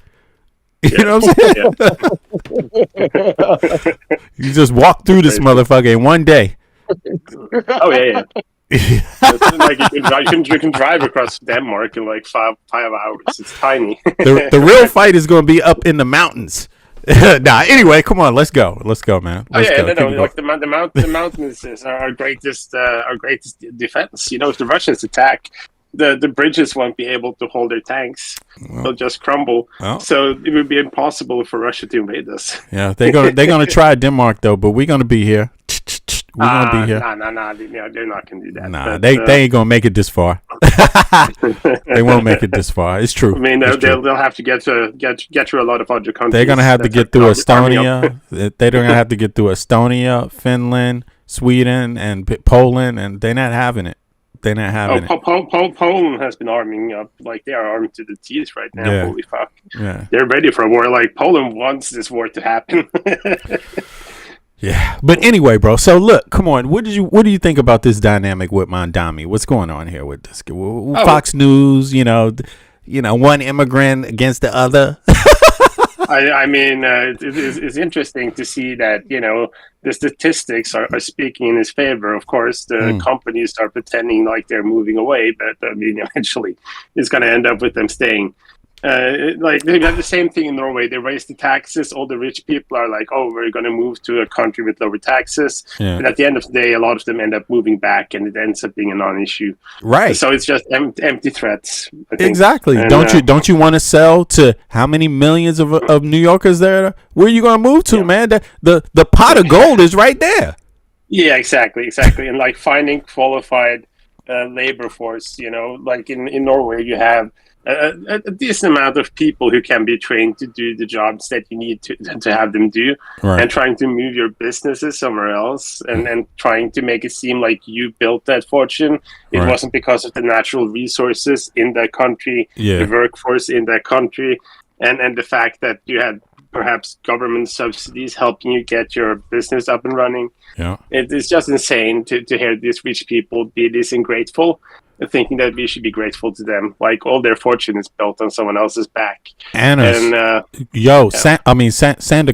absolutely, Sandiker, absolutely, man. It's got to be insane because you get to see it from the outside as a Norwegian, and you get to hear it, right? Yeah, and the same thing is happening here. I mean, it's the same thing everywhere. Rich people always threaten to move their vast fortunes elsewhere. Now we implemented an exit tax, so you can't just move your money abroad easily. Which is what Mamdani's trying to implement here in New York as well. Traitors. We gotta stop them from being traitors. You ain't running. I mean, like I'm joking. no, but like at the end of the day, you have a certain responsibility to the people who helped you build your business empire. True. To the taxpayers. Somebody in the chat said billionaires earned every penny. Right. Keep telling yourself that when you start rationing your fresh water. Yeah. Where's the billionaire working on my team? Where are they at? I don't see any billionaires working with me. What the fuck? Right? Yeah, like a subscription, oxygen as a service type shit. Yeah. But you know, I did actually know a billionaire, and this billionaire happened to be a Japanese guy that lived in America. Matsuo owned a record company. And this guy was cool. Of course, he had his reasons for having that record company, you know, tax write-off and everything. But he still wanted it to work, right? Matsuo, people that know Matsuo USA, the guy was really, really cool. Really, really down to earth. Really, really intelligent. You know what I mean? Not a bigot.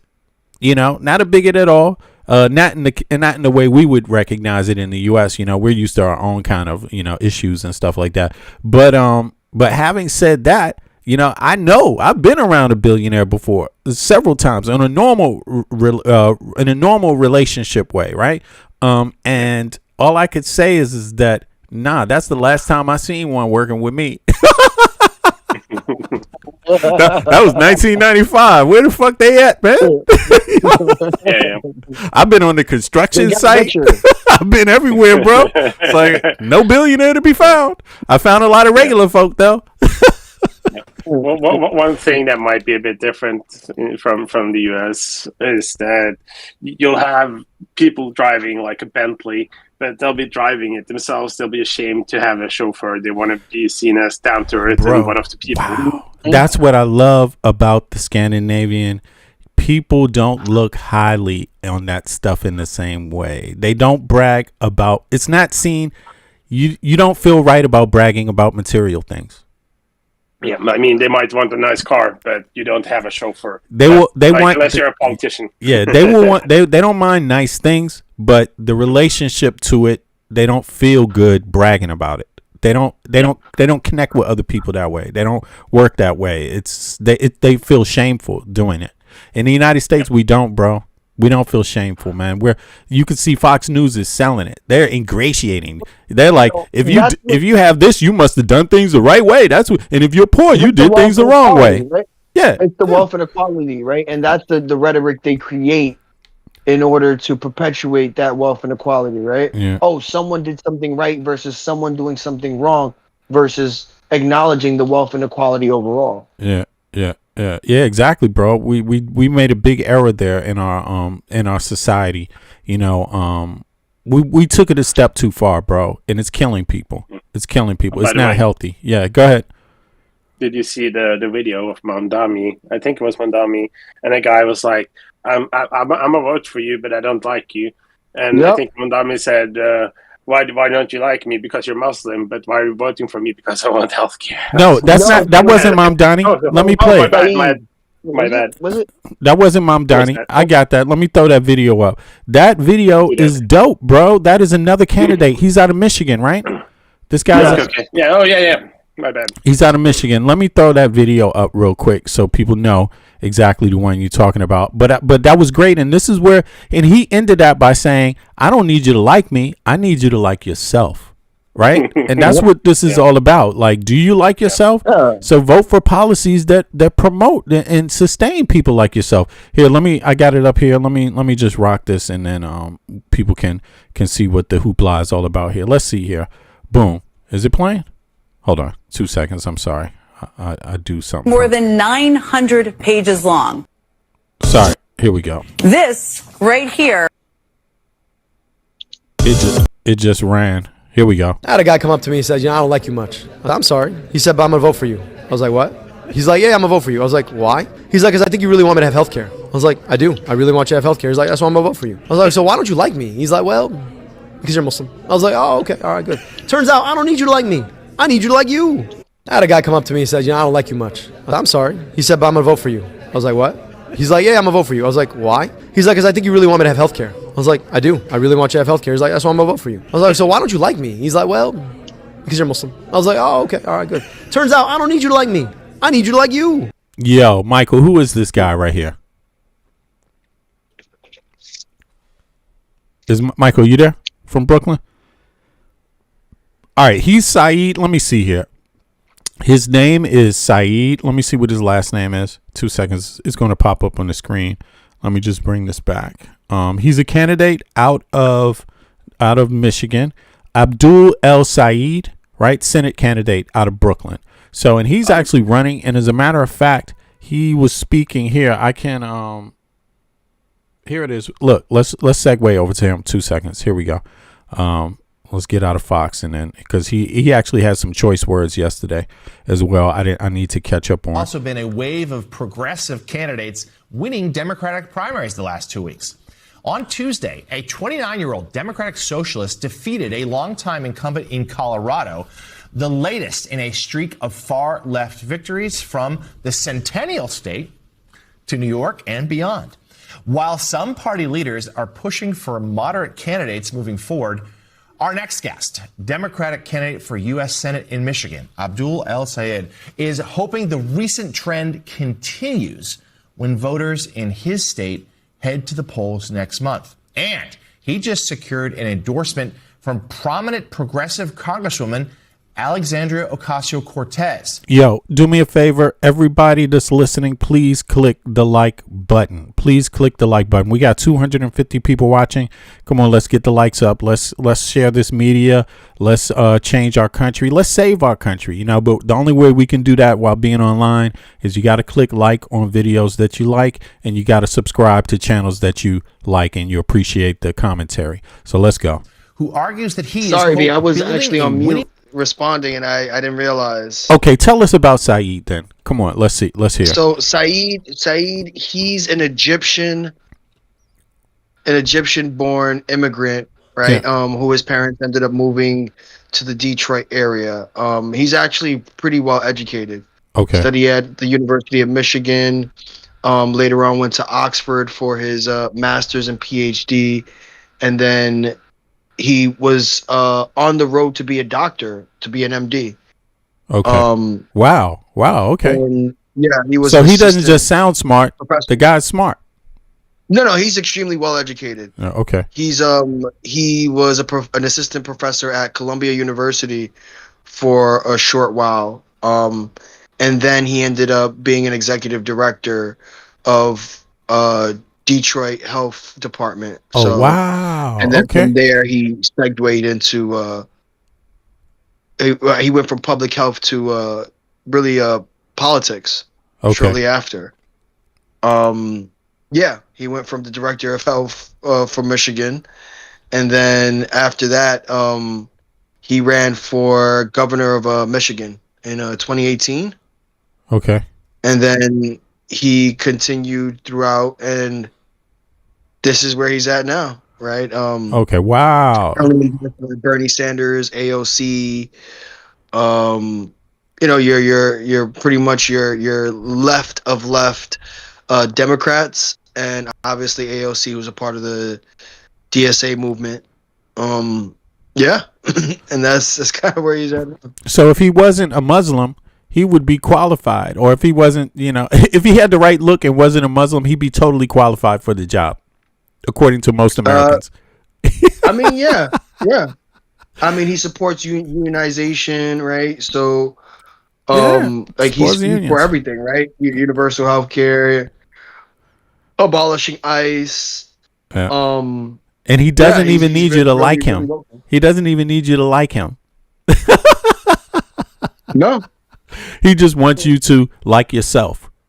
Yeah, I think that's great. Looking past identity in politics and looking at the issues and the policies themselves. Yeah. True. Well, you got to. I agree with that. Yeah.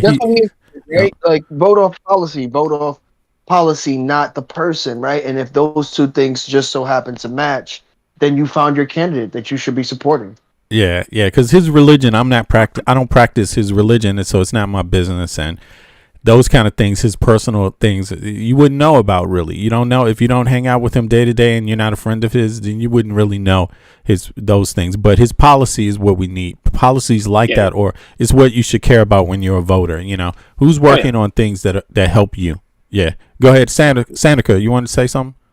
I mean, look at the policies. If they promote, vote for the next man, then he's likely a good person, right? Yeah, hey, because me as a voter, I don't have much of a choice. It's like going to school. I had a lot of great teachers from different backgrounds, but when you're a kid, you're going after the teacher that acknowledges you, cares about you, spends time with you, helping you go through the process of learning whatever class education you're taking. That's what matters. You're not thinking about what is their religion. Yep. Right. I just don't understand how it's America first and we still don't want the best for Americans. We rather still be disenfranchised through this rhetoric of work harder and billionaires deserve more. I don't. So today, obviously, I advocate for whatever I advocate for in terms of social policies within a capitalistic structure, but I still can't comprehend how someone refuses to want that for your fellow American, right? Right. It's not about me. It's about my fellow American, my kinfolk, in terms of patriotism. That's what I want for them. Not just for me, for them, right? It'll disproportionately affect a lot of people who I care about and even the people who I don't know and still care about, right? Right. All right. So let's hear I want to hear some of the commentary on him real quick from what is this? MS Now, right? He's actually about to hop up and speak. So let's hear. By putting forward an agenda that speaks directly to working people. And Abdul El Sayed joins us now. So good to see you again. Let's start there with this obviously significant endorsement from AOC. Why do you think right now candidates on the left, so the real progressives in the party, yourself included, seem to have so much momentum? Well, we've taken the time to listen. I myself have been to 110 different cities, 450 public events. We go everywhere. We talk to everyone. And no matter where you go, people are deeply frustrated by the fact that they can't afford a dignified life. They're worried about somebody getting sick and having to hit that $6,000 deductible. They're worried about being able to pay just for the meat to be able to grill up on July 4th. They're worried about being able to afford the utilities. And we're speaking to what it looks like to take corporate hands off of our politics so that our politics can actually be about trying to make our lives more affordable, standing with unions, guaranteeing healthcare through Medicare for all. And I think that is winning up and down the ballot because for too long we've been focused on parties and where the parties are going rather than the people and what the people need. And I think this movement is about the people and what we can do to actually serve them.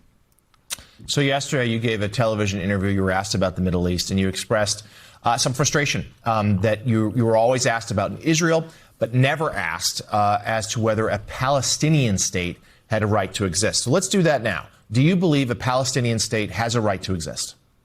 Should that be the will of the free Palestinian people, then yes. But here's the point.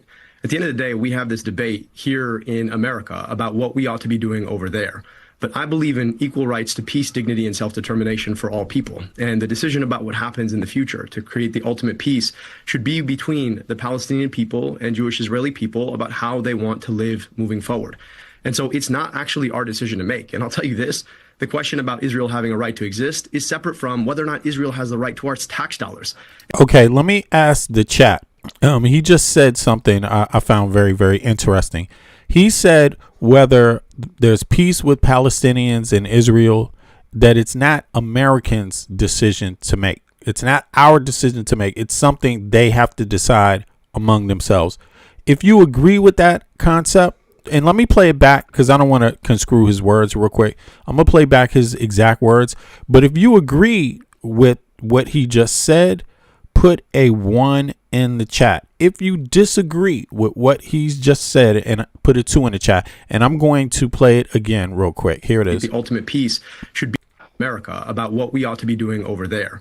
But I believe in equal rights to peace, dignity, and self-determination for all people. And the decision about what happens in the future to create the ultimate peace should be between the Palestinian people and Jewish Israeli people about how they want to live moving forward. All right. So put 1 if you agree and put your political affiliation. Put 2 if you disagree and put your political affiliation.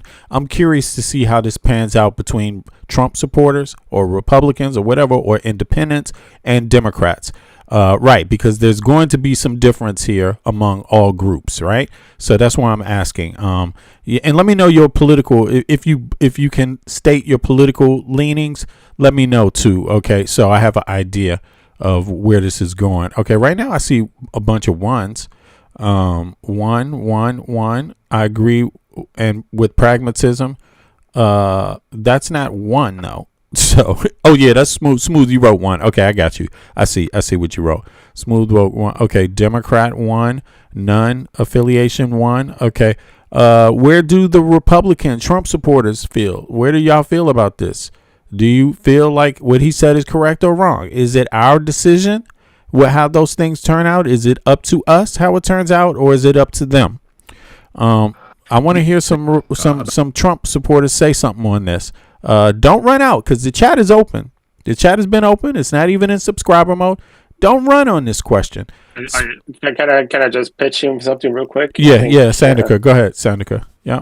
Sandika from Norway. Sandika from Norway. What's up? Viking man. I mean, I'm no expert on this, and Norway just recently introduced sanctions on Israel imports. But the Western world has been aligned with U.S. because of our allegiances. Yeah. And should U.S. support disappear, the sanctions that are going to end up happening will likely increase. There's going to be more pressure on Israel to actually create peace. And it might end up has sanctions? Who has sanctions right now? Right now we have sanctions. Norway. You mean Norway does? Yeah, we have sanctions on imports from Westpac. There you go. Okay. It has recently been implemented, or is in the process of being implemented. Yeah. So I mean, stuff like that is going to force Israel's hand, and it's also very important that we don't confuse anti-Semitism and anti-Zionism, because you do have some politicians in Israel who are absolutely batshit insane, and basically are advocating genocide. Yeah, and true. have been doing their best, and like even Benjamin Netanyahu, his hand is sort of getting forced in all of this as well. Yeah, I'm not anti-Semitic at all. I have a lot of Jewish friends, and I don't have any issue with Jewish people. Jewish Americans are great people. They're just like everybody else, man. They've been there for generations, and if you really know the history, then you know there's a lot of Jewish people that have been there since the colonial period too. Not just Jewish people, Muslims too. You know, and you know, so I don't have any issue about any of that. In fact, I've been, you know, I don't want to go too much into my personal life, but one of my closest friends is actually Jewish background. Does he practice it? I guess you could say ethnic, but is his family? It's secular. Yeah, it's just ethnic. Yeah, but not really into all of that other stuff, and certainly not really into Israel's business or Palestinians' business. You know, he's just a regular Joe, regular person like everybody else. Grew up, born and raised in the United States, and born and raised in D.C. Lives with everybody else, and he's a Washingtonian. You know. Yeah, and I'm seeing in the U.S. Sorry. New York has a strong Jewish population, so I actually, you know, again, the same. Not to give too much away from my personal life. Yeah. But I grew up in a predominantly Jewish area, so you know, where's that? Very, very familiar. Park Slope? You say what? Brownsville? Midwood. Ah, okay. Yeah. The Midwood area is a very Jewish stronghold. Okay. And you have different kinds. You have both secular, Orthodox, and you know, Zionist, Jewish, all in the same area. It is a heavily Jewish area in the Midwood Flatbush area where I initially am from. And so and I've had some, you know, a lot of great doctors, personal doctors in terms of specialists and whatnot who are Jewish, and they're great individuals as well, right? Like I think it's the most important thing is to separate Zionists and Zionism from Judaism. Those two things are two very separate things. What I like about how he described this is that he didn't put the onus on me. Like, it's not up to me to solve this problem. They have to solve this problem. Israel, and I'm not anti-Israeli, but Israelis and Palestinians have to solve. If they don't solve this problem themselves, nobody else can. And Israel, as far as I see, Israel has had the upper hand. Israel, you gotta learn. My advice would be learn how to embrace Palestinians, because a good line that he used was, they asked him if he was for a two-state solution, and he said, I can be for neither because only one is recognized at the moment.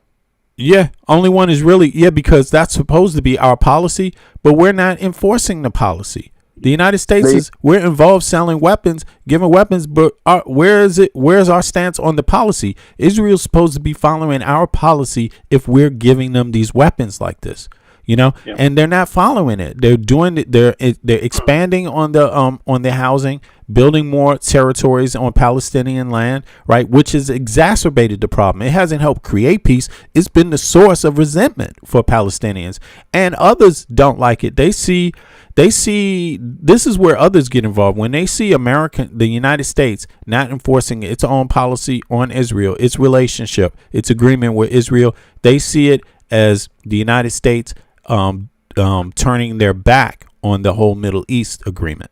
That's how they see it. So they don't want to. Yeah, they see it. They're saying if the United States is not serious about containing Israel and holding Israel to their agreement with Palestine, then we're not going to be serious about their agreement either. We're going to see it as a threat to us because quick mention, like a former Israeli prime minister, he's saying that they are in the process of making concentration camps. And, it's heartbreaking because they're saying never again, and then they turn around and they kind of do the same thing against different people. That's not right. That's the irony, right? Yeah. And, even when it comes, down to the Israeli conflict, the Palestine-Israeli conflict, or the Gaza conflict, we can call it Gaza conflict, it's unfortunate that a two-state won't happen unless Israel wants it at this point. Basically, right? Palestine at this point doesn't exist, right? It exists in form of people, but when it comes to land, it does not exist, and that's just the reality of this conflict, right? And so it's the reason why we haven't heard anything about it in more recent times, and it's also the reason why they've moved on to other conflicts, right? Like Iran and Libya, right? No, Lebanon, right? So when we look at Lebanon, the Lebanon and Iran conflict, it's directly because they're done with the Palestinian conflict, right? They've essentially won, unfortunately. Yeah. And it's up to the established countries like the US to be able to hold them accountable, right? Because if not, they won't have a future right now, and I think that's the reality of the conflict, right? Yeah, and we need to understand as Americans, like, hold accountable means, look, this is an agreement that we had with Israel. This is an agreement. They have broken the agreement. Like, just very simple. They have broken the agreement, and why are we gonna? And at the end of the day, it's an agreement with us that we had. They're supposed to live up to their own relationships in good faith with Palestinians also, because that's the agreement they entered into, the two-state resolution, right? That's the one that we backed. They violated this resolution several times. But the thing about it is that at the end of the day, if we're going to be giving tax dollars to Israel, there has to be progress in that direction, and we just haven't seen it. So we're lying to ourselves as Americans, thinking that we're contributing to a two-state solution, because right now we're not.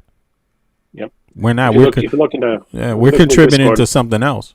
Yeah, go ahead, Sandica. Sorry to cut you off a couple of times, but if you look in the Discord, there's the article, and they've shown pictures, and there's essentially these tiny unair-conditioned containers meant for people to live in, like a concentration camp you've seen in pictures I'm not sure if those pictures were real, but it looked really, really. It looked insidious. Okay, let me take a look. Is this okay, let me see. You talking about nuclear? I don't see anything. I see something called nuclear holocaust. Oh, no. That's in the DMs in the main chat. Okay. Yeah. The server chat. I was just yeah. Okay. I was saying the nuclear holocaust cannot happen soon enough. Yeah, let me try. Oh, here it is. Yeah. Let me. Okay, I think I don't see it here, man. What is this? I see. I will try to find it. For some reason, I'm not. It's in the main chat, but I can paste it in DMs. Hold up. Yeah, do that for me, and then I will pull it up. I don't. Yeah, pull it up in the one where you got the PCMR at. But yeah. Is that you? PCMR, right? Yeah, but yeah, that's me. I'll copy the link here. I just put hello in it. So, yep. Yeah.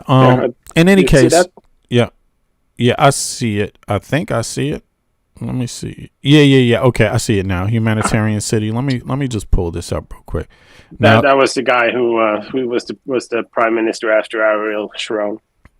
This is okay. This is on Safari. Matter of fact, let me just copy the link here instead, because I can see it's trying to open up my Safari now. I don't want that to happen, but either way, it's good. Let me get the link here.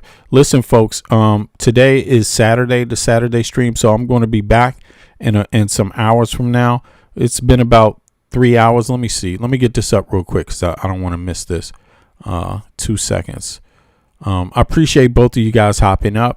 I'm gonna hear out also the rest of what this candidate Saeed Abdul has to say, and then close out after that. I appreciate everybody in the chat for showing up. Appreciate all the viewers for showing up.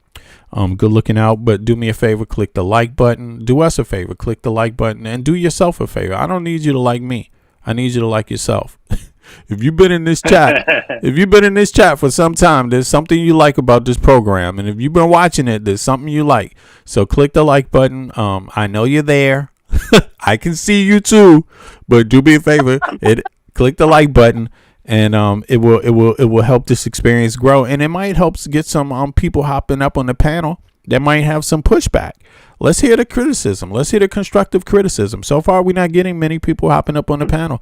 I only seem to get people that don't have pushback, that have more information to qualify some of the things I'm saying, instead of the opposite way. Where you other people that don't agree? Where you guys at? You watching? You don't have anything to say? Like, come on now. Now look, this is the article. We can do better than it's an old article. It's this, right? Humanitarian city would be concentration camp for Palestinians, says former Israeli PM. This is what he said. Ehud Olmert says forcing people into camp would be ethnic cleansing, and anger at Israel over Gaza war is not all down to anti-Semitism. This is what he says. This is an ex-MP, right? PM. Yeah, Prime Minister. Prime Minister. Yep. Damn. Not even PM, a Prime Minister. Right. This is bad news when somebody of this level is saying this. This cannot be positive for the reality there. And I'm not saying that he's lying. I'm saying this is screaming that there is a problem. And the problem is on the Israeli government's inadequacy and failure here, to do things, to push in the right direction. When one of their own ex-prime ministers is saying this, Israelis need to listen. The world needs to listen. This is about as bad of a signal. This is about as serious as a signal as you will ever get. This is one of your own speaking. You can either listen, and also American citizens, you don't even fucking matter, because this is an Israeli speaking. What the fuck do we matter? You know what I'm saying? I'm just going to say one thing really quickly. Yeah. If there's one thing that both sides of the aisle can kind of gather behind right now, it's that we are no longer okay with what the Zionists are doing in Israel. That might be something that, both sides can unite behind. Right. Yeah, it's true. True. And I'm curious. MAGA, I thought MAGA was all about this, because MAGA was like, no more foreign wars and shit. Now they just seem to drop the ball on that. But let's see here. The humanitarian city Israel defense minister has proposed building on the ruins of Rafah would be a concentration camp, and forcing Palestinians inside would be ethnic cleansing. Okay. Israeli former Prime Minister Ehud Olmert has told The Guardian Israel was already committing war crimes in Gaza and the West Bank. Olmert said. So their former prime minister is saying this, and construction of the camp would mark an escalation. To say the least. It is a concentration camp. I'm sorry, he said when asked about the plans laid out by Israeli Katz last week. Once inside, Palestinians would not be allowed to leave except to go to other countries, Katz said. Katz has ordered the military to start drawing up operational plans for construction of the humanitarian city on the ruins of southern Gaza to house initially 600,000 people and eventually the entire Palestinian population.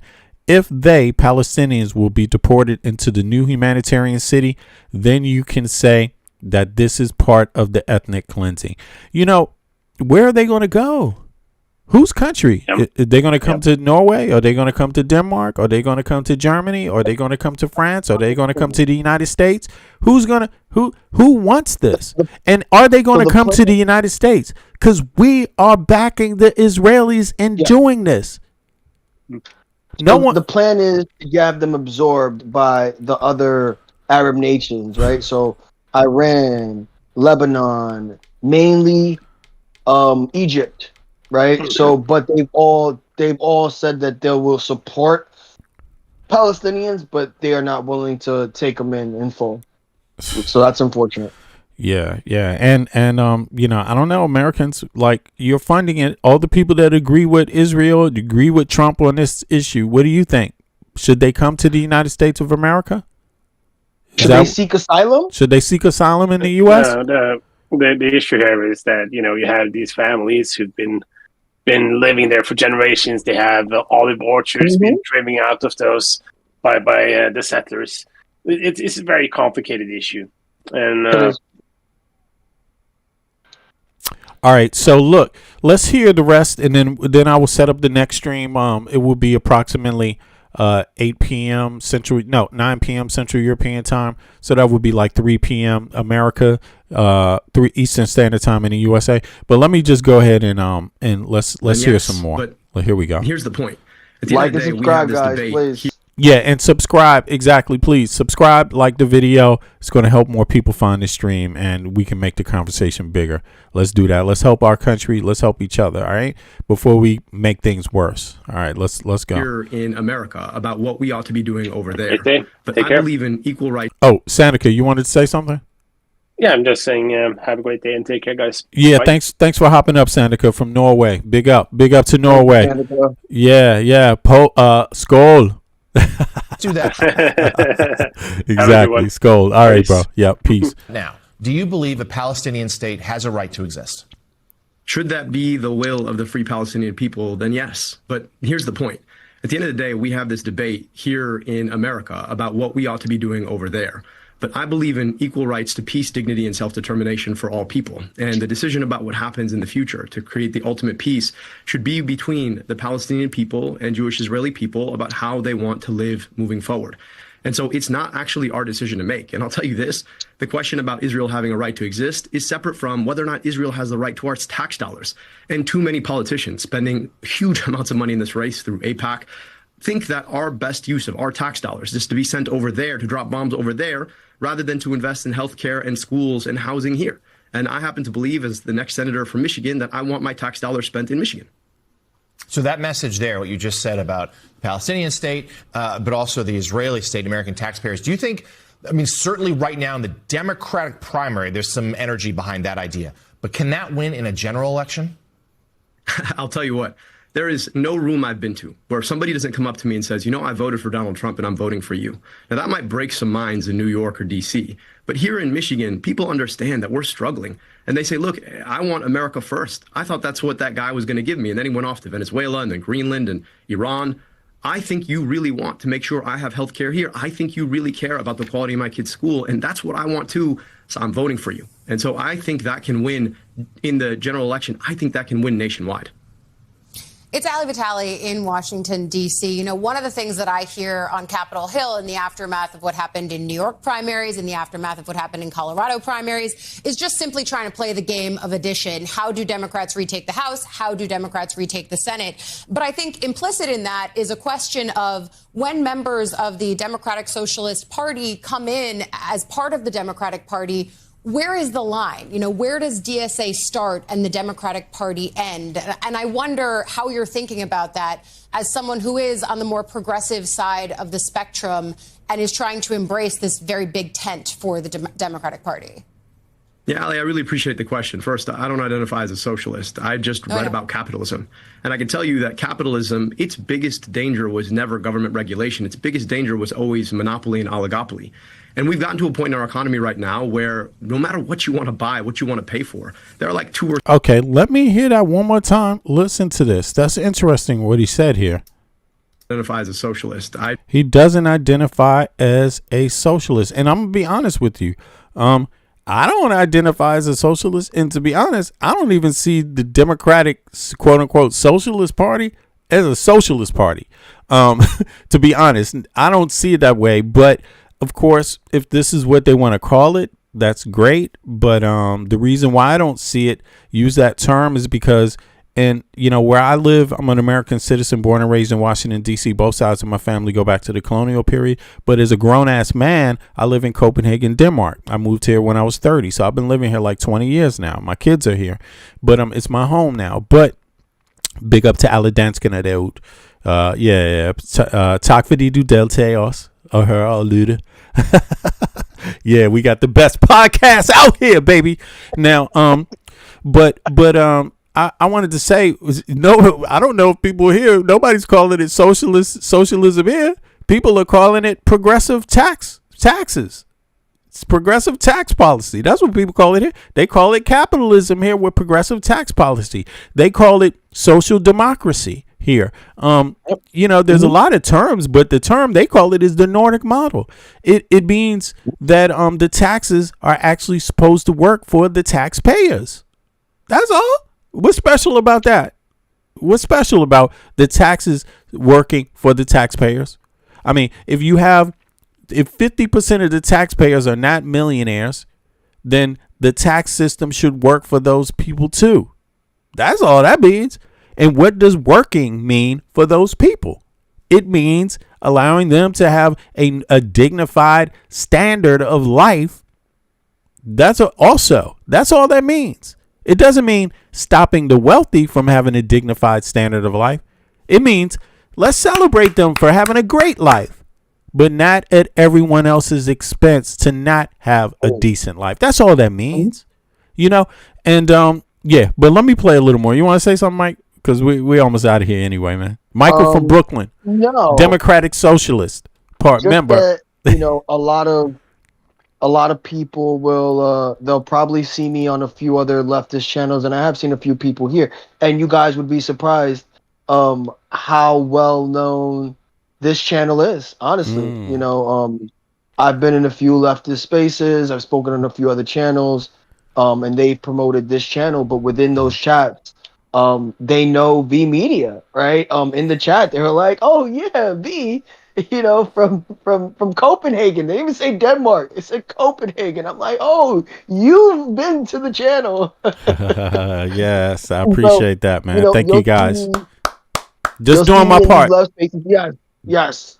You'll definitely see me in some of these left spaces, speaking, but also promoting the channel, right? I want us to be as visible as possible. And the reason why is because we do stream at odd hours for the most part of the time, especially for the East Coast. It's not easy for everyone to tune in. So on the back end, I want people to be able to tune into the channel and watch the lives after obviously they stream. And hopefully if they do find the time throughout their day to visit the channel while it's on live for encouraging obviously new followers. So you'll see me in these, you know, these left spaces, and I'll hop up on a few of these channels and promote the channel clearly.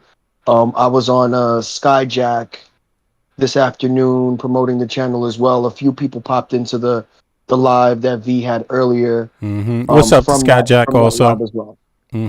So yeah, creating that leftist space and creating just a more of a cohesive echo chamber where we can all recognize each other, but mainly to get, obviously I'm here, so to mainly get this channel just more recognition that it should, because I do think that had we been more visible at different hours, we'd probably have double, triple the followers we have now. Well, let's get there.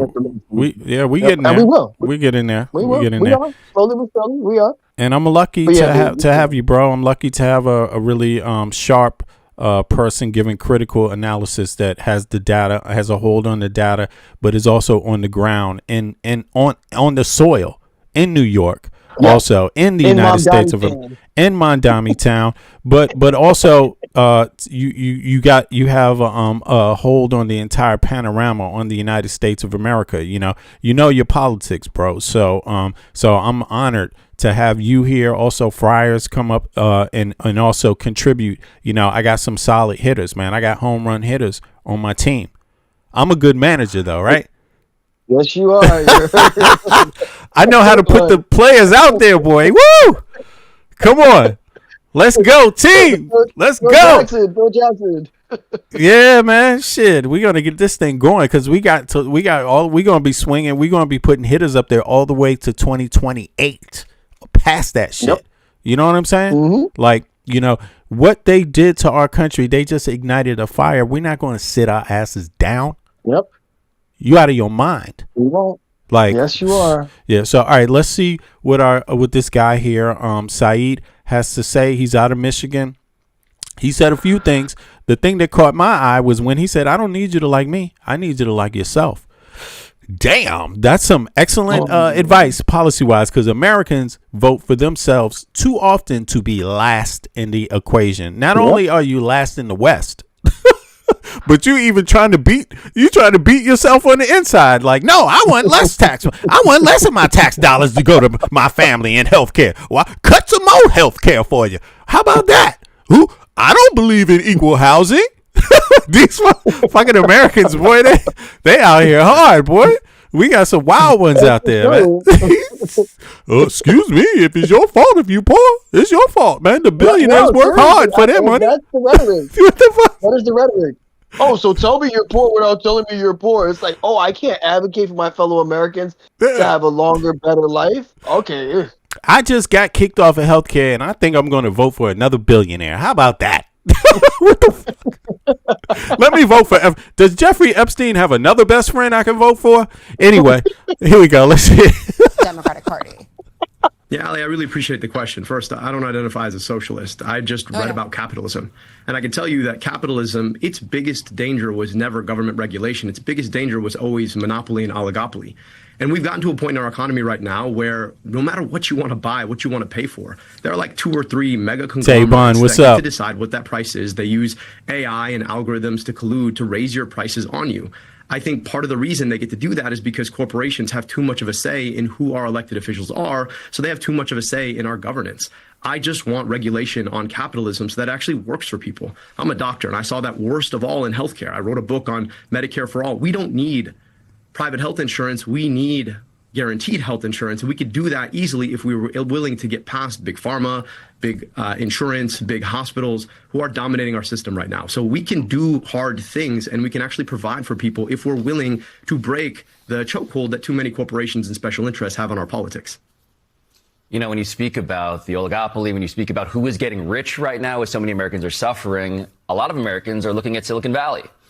And they're thinking to themselves, how is it that artificial intelligence as an industry is booming beyond precedent while people are struggling on Main Street? And so how do you propose dealing with that? How do you propose taking control, perhaps, of an industry that is going beyond what anyone had imagined? Thank you so much for asking that question, because it's a question I get asked at every single town hall I do. People are worried about a data center in their backyard. They're worried about whether or not they're going to have a job in the era of AI. we've proposed a plan called AI under democracy. Now, AI is new technology, but democracy is quite old technology that we've used to govern ourselves and the things that we create for a very long time. And I trust it to be able to govern AI as well. Right now, we have AI being created under the incentives driven by the greed of very, very rich billionaires, and I guess a trillionaire too. I think the best thing that we can do is break away new AI companies from old school internet companies, set them up as corporations that are focused on the public good, not just their bottom line, and make sure that we have democratically elected or appointed folks on each of their boards. If we do that, then we can make sure that the I like what he said. He said AI under democracy. And, I think sadly enough, a lot of Americans don't know where they stand in the democracy that they live, right? And that sounds a little deceiving in a sense, because if you don't do the math on where you stand, the state of your democracy, you don't know what that statement means. And I'm going to say this one more time, and then we're going to be out of here. Americans have at best, half the parliamentary representation that a EU citizen has. That means the amount of people that a representative actually has to manage.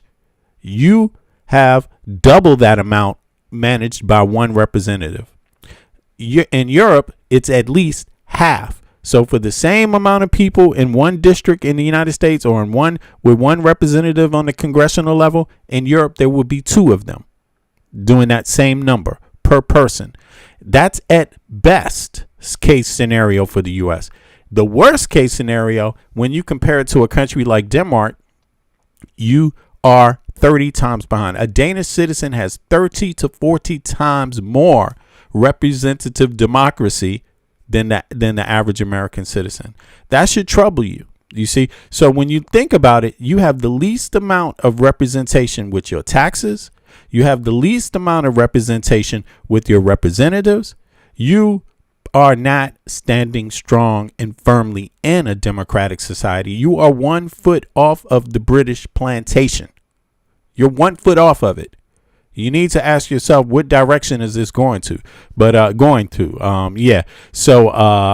in any case, let's hear the rest of this. Corporations that are focused on the public good, not just their bottom line, and make sure that we have democratically elected or appointed folks on each of their boards. If we do that, then we can make sure that the incentives that they are focused on, like curing cancer, are what they do instead of figuring out how to take half of our jobs. Democratic candidate for the U.S. Senate in the state of Michigan, Abdul El Sayed. Thank you so much. There you go, folks. So listen, we out for this stream. I will be back in about, 8.5 hours, something like that. 8.5 hours roughly from now. That will be 3 p.m. Eastern Standard Time, America. That will be 9 p.m. Central European Time for the EU. Africa also same time for West Africa, right? And a few hours difference with the 2 to 3 hours difference depending on where you are from that area. Now, from either area. Now, I appreciate everybody for coming out. Please click the like button. Let's get it up to 100 once you guys chime out. We're going to tune out on a little bit of revolutionary conscious music on the way out of here. But do me a favor, if you haven't clicked the like button, click the like button. If you're watching from your TV, do me a favor, pick up the remote and just click the like button, because I know everybody's not always in the chat. Understandable, right? And I hope you enjoyed the program. If you haven't subscribed, please do us a favor to subscribe, because it's going to help more people find the stream. That is, you've been here now. Come on now. If you've been here for an hour, then come on. Keep it real now. Just hit that like button. And if some of you, it takes you a little less, and you will click the like button and subscribe also. I appreciate everybody for coming out. Mike, big up for Michael from Brooklyn. Everybody say thanks for Michael from Brooklyn for giving his excellent on point analysis, critical analysis. For real, he belongs on soon he's going to be on some of the legacy media channels himself. And no doubt about it. And if he's stopping off here to warm up to that, I appreciate it so much. I'm very lucky to have that. And and I got to clap myself on the back for being open, for allowing that to, you know what I'm saying? What's up, Mike? I hear you there. Yes, you do. Thank you. Thank you for just obviously having me, being able to co-contribute on the channel. and furthering, right? This is just a start. We're just getting started. Yeah, exactly. And everybody go to Michael's channel also and subscribe, so he can get his subscribers up, because soon he's going to start doing some little his own commentary and things like that. And he's going to start co-producing things over here too, but he's also going to be working on his own channel. So big up to you, Mike. Big up to everybody that's been listening. No matter who you are, listen. I'm American. Right? I'm American. My only citizenship I have is the United States of America. Where was I born? United States of America. What town was I born in? Washington, D.C. I'm a Washingtonian. I love the city I grew up in. I grew up under one of the first mayors, Mayor and Barry. My mom is actually a day one person that was down with Mayor and Barry before he even became mayor. Yes, in his actual office, the SNCC office in DC, where they did the first boycott of the bus system in DC. So my family, we're very close to Barry's and a lot of the activists from the 70s in that period. But listen, I would never imagine to see my country where it is today, and I wouldn't even imagine to see my city going through some of the economic strife the way it is today. So, but it really kills me to be outside and know the beauty that others in the Western world live, and some of the positives, and not be able to share with my American, with my own American people. Do not trust that you have been given the best out of the West. You have not. I'm just telling you that. You have been treated poorly, whether you're a Republican, whether you're a Democrat, whether you're independent. If you are an American citizen, understand you have been treated last. And there's something going on in the United States that has to be fixed. You don't deserve how you have been treated. Again, I'm going to say this. Republicans, the average rank and file Republican, middle class, poor, you don't deserve how you've been treated. Same with the Democrats, middle class and poor, you don't deserve how you've been treated. Working class, you do not deserve how you've been treated. Independents, you do not deserve how you have been treated. And if there's anyone that's trying to make you think that has been okay, they're your problem. Let's deal with them today. So I appreciate everybody for coming out. Be back in 8 hours from now. And until then, let's keep this party going. All right. Now do me a favor. Click the like button, subscribe, and we keep it from there. Appreciate y'all. One.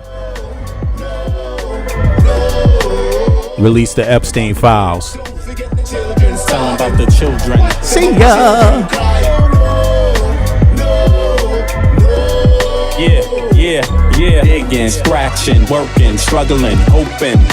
Some is hustling, every man hustling. Stay alive, that's the game. It don't matter if another gets slain. Pain, recession, other cats want a war. We got the weapon, people want bombs, so they gonna get them. This is the rhythm, the politics ticking. It's sad how we living in this life. It's gonna be a time that we change. Shit is not finite, life is the same. Motherfuckers killing each other to make a claim. Stop that bullshit, you have no respect for each other. You know the truth, you come from your mother, your sister, your brother. So love one another. If we make that change, the whole world will do the same. So listen.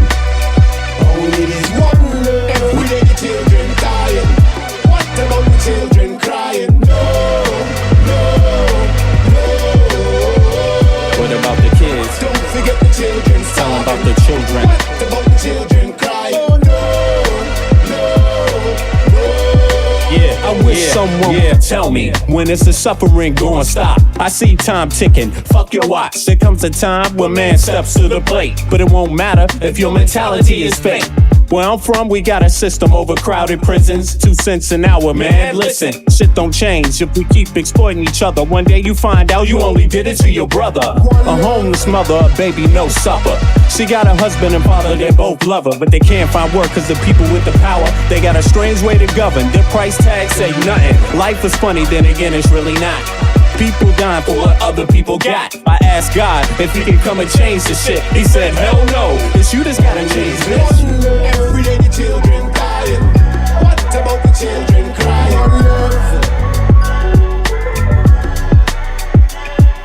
One.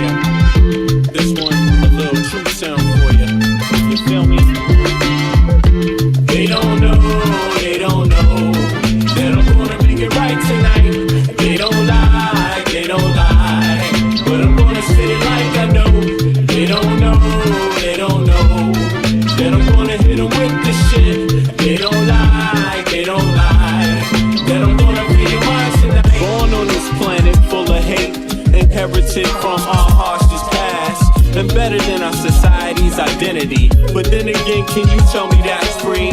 They explain to you what your mind should perceive, suggest things they want you to believe, like your skin color dictates your race.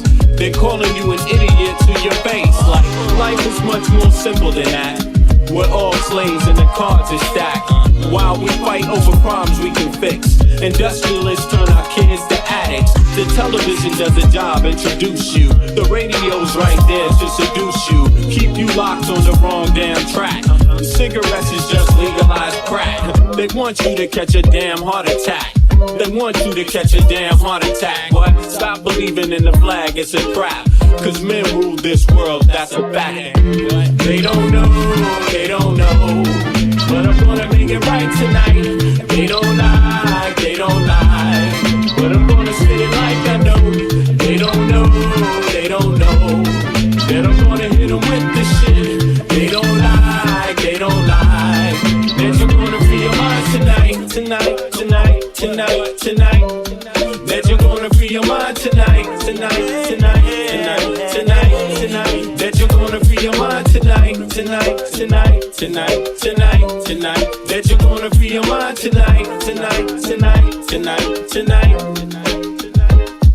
If you see a man that needs help, then help a brother. If you see a sister on her own, still love her. Cause life is about how you choose to see it.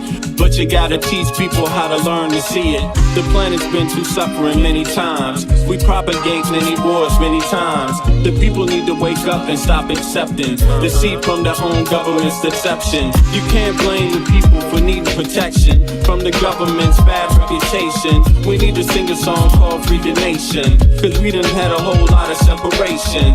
Racism, classism, nationalism, based on keeping people out on the plantation. That's the plan, no doubt, cause rich people got a plan, no doubt.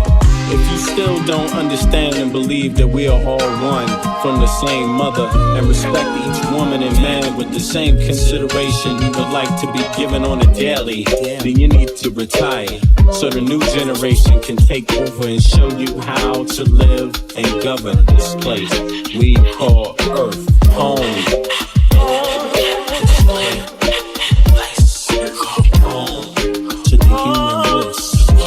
Everybody here, yeah.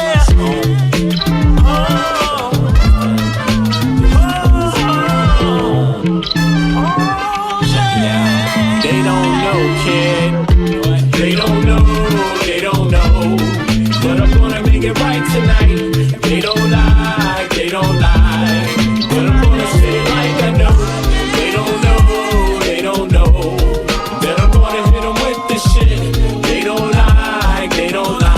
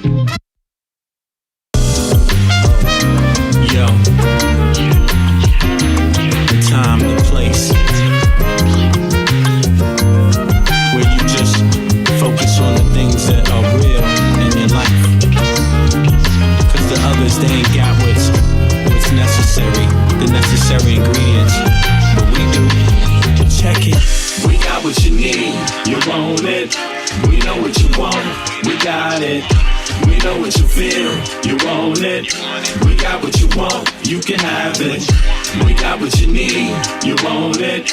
We know what you want, we got it. We know what you feel, you want it. We got what you want, you can have it. Orientation in this place we call Earth. Love from conception, from your mom, your birth. Pops planted the seed in the turf. From there, you must find out what life is worth. Grew up learning your do's and don'ts. Before working on your motor skills, working on your coordination, right? And orientation to what you like. The brand new thing, so gentle the soul we're capturing. In this distance, the alphabets the kids sing. They celebrate when it's time to go outside. As you get older, you learn to let all the troubles in your life just glide away. Stay focused, keep it smooth, keep you cool. Things in life can make it get rude. If you let it, don't let it. If you let it, don't let it. If you let it, don't let it. If you let it, don't let it. If you let it, let it, let it, what? If you let it, don't let it, let it. If you let it, what? Don't let it. If you let it, don't let it, let it. Don't let it. We got what you need, you want it. We know what you want, we got it. We know what you feel, you want it. We got what you want, you can have it. We got what you need, you want it. We know what you want, we got it. We know what you feel, you want it. We got what you want, you can have it. We embark on this journey to your soul. We wanna have a good time. We embark on this journey to your soul. We wanna have a good time. We do something that you know you can't deny.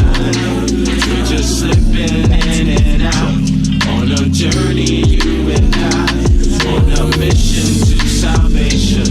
Our spirit be our transportation. We think you'll do a little love and that is true. For real, we bring something that you know you can't deny.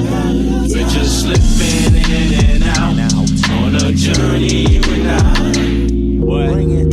We got what you need, you want it. We know what you want, we got it. We know what you feel, you want it. We got what you want, you can have it. We got what you need, you want it. We know what you want, we got it.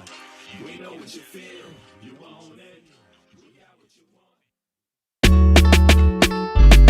want. Oh, yeah, I wrote this one 'cause I love you. And I want you to love me too, girl. I just want to love the way you love the way I love. I love you. I just want to love the way you love. I love the way I love you. You my TRL, I'm looking at you. The look in my eye, you can tell that I wanna know you, better yet show you that I treat you right, this I owe ya. The feelings I feel are not obscene. It's no secret I'll go in public and scream. I'll LOV you, my baby girl. The feeling's so true, we can make our own world. We were made for each other, I feel like you love. We had a child, we be father and mother. There ain't no other I'd rather spend my time with. This love can endure anything that splits. If it wasn't legit, you wouldn't hear it. I could never be confused by your spirit. We just take it still a rollie 'cause we both know what we do. I'm in LOV with you. I just want to love, baby girl. Love the way you love me. The way I love. I love you. I just want to. Hey. I want to love. Oh, love the way you love me. The way I love you. I love you, girl. Just relax, just relax, just relax, just relax, just relax, just relax, just relax, just relax, just relax, just relax, just relax, just relax, just relax, just relax.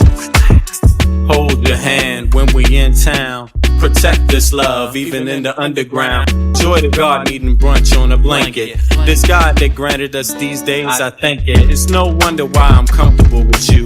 It's all the simple things for me that you do. When you rub my back, it's feeling so nice. Much more than reunion and ice. It's about the kindness I can see in your face, and the way it's at the right time and place. No other woman I'd rather spend my time with. This love is so fresh I can taste. I just want to love the way you love the way I love. I love you. I just want to love the way you love. It's about you. Love the way I love you. I love you. Just relax, just relax, just relax, just relax, just relax, just relax, just relax, just relax, just relax, just relax, just relax, just relax, just relax, just relax. L-O-V-U, my G-R-L. What? It's like that.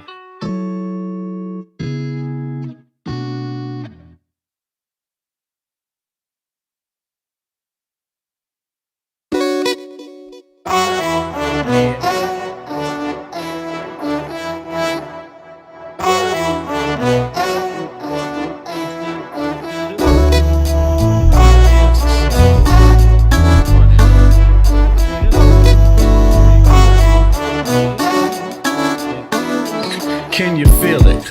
Nothing can save ya, cause this is the season of funky behavior. I came to relax your mind, you can recline. On what? On this here rhyme. I like the style, I'm staying for a while. It helps me show cats that I'm versatile.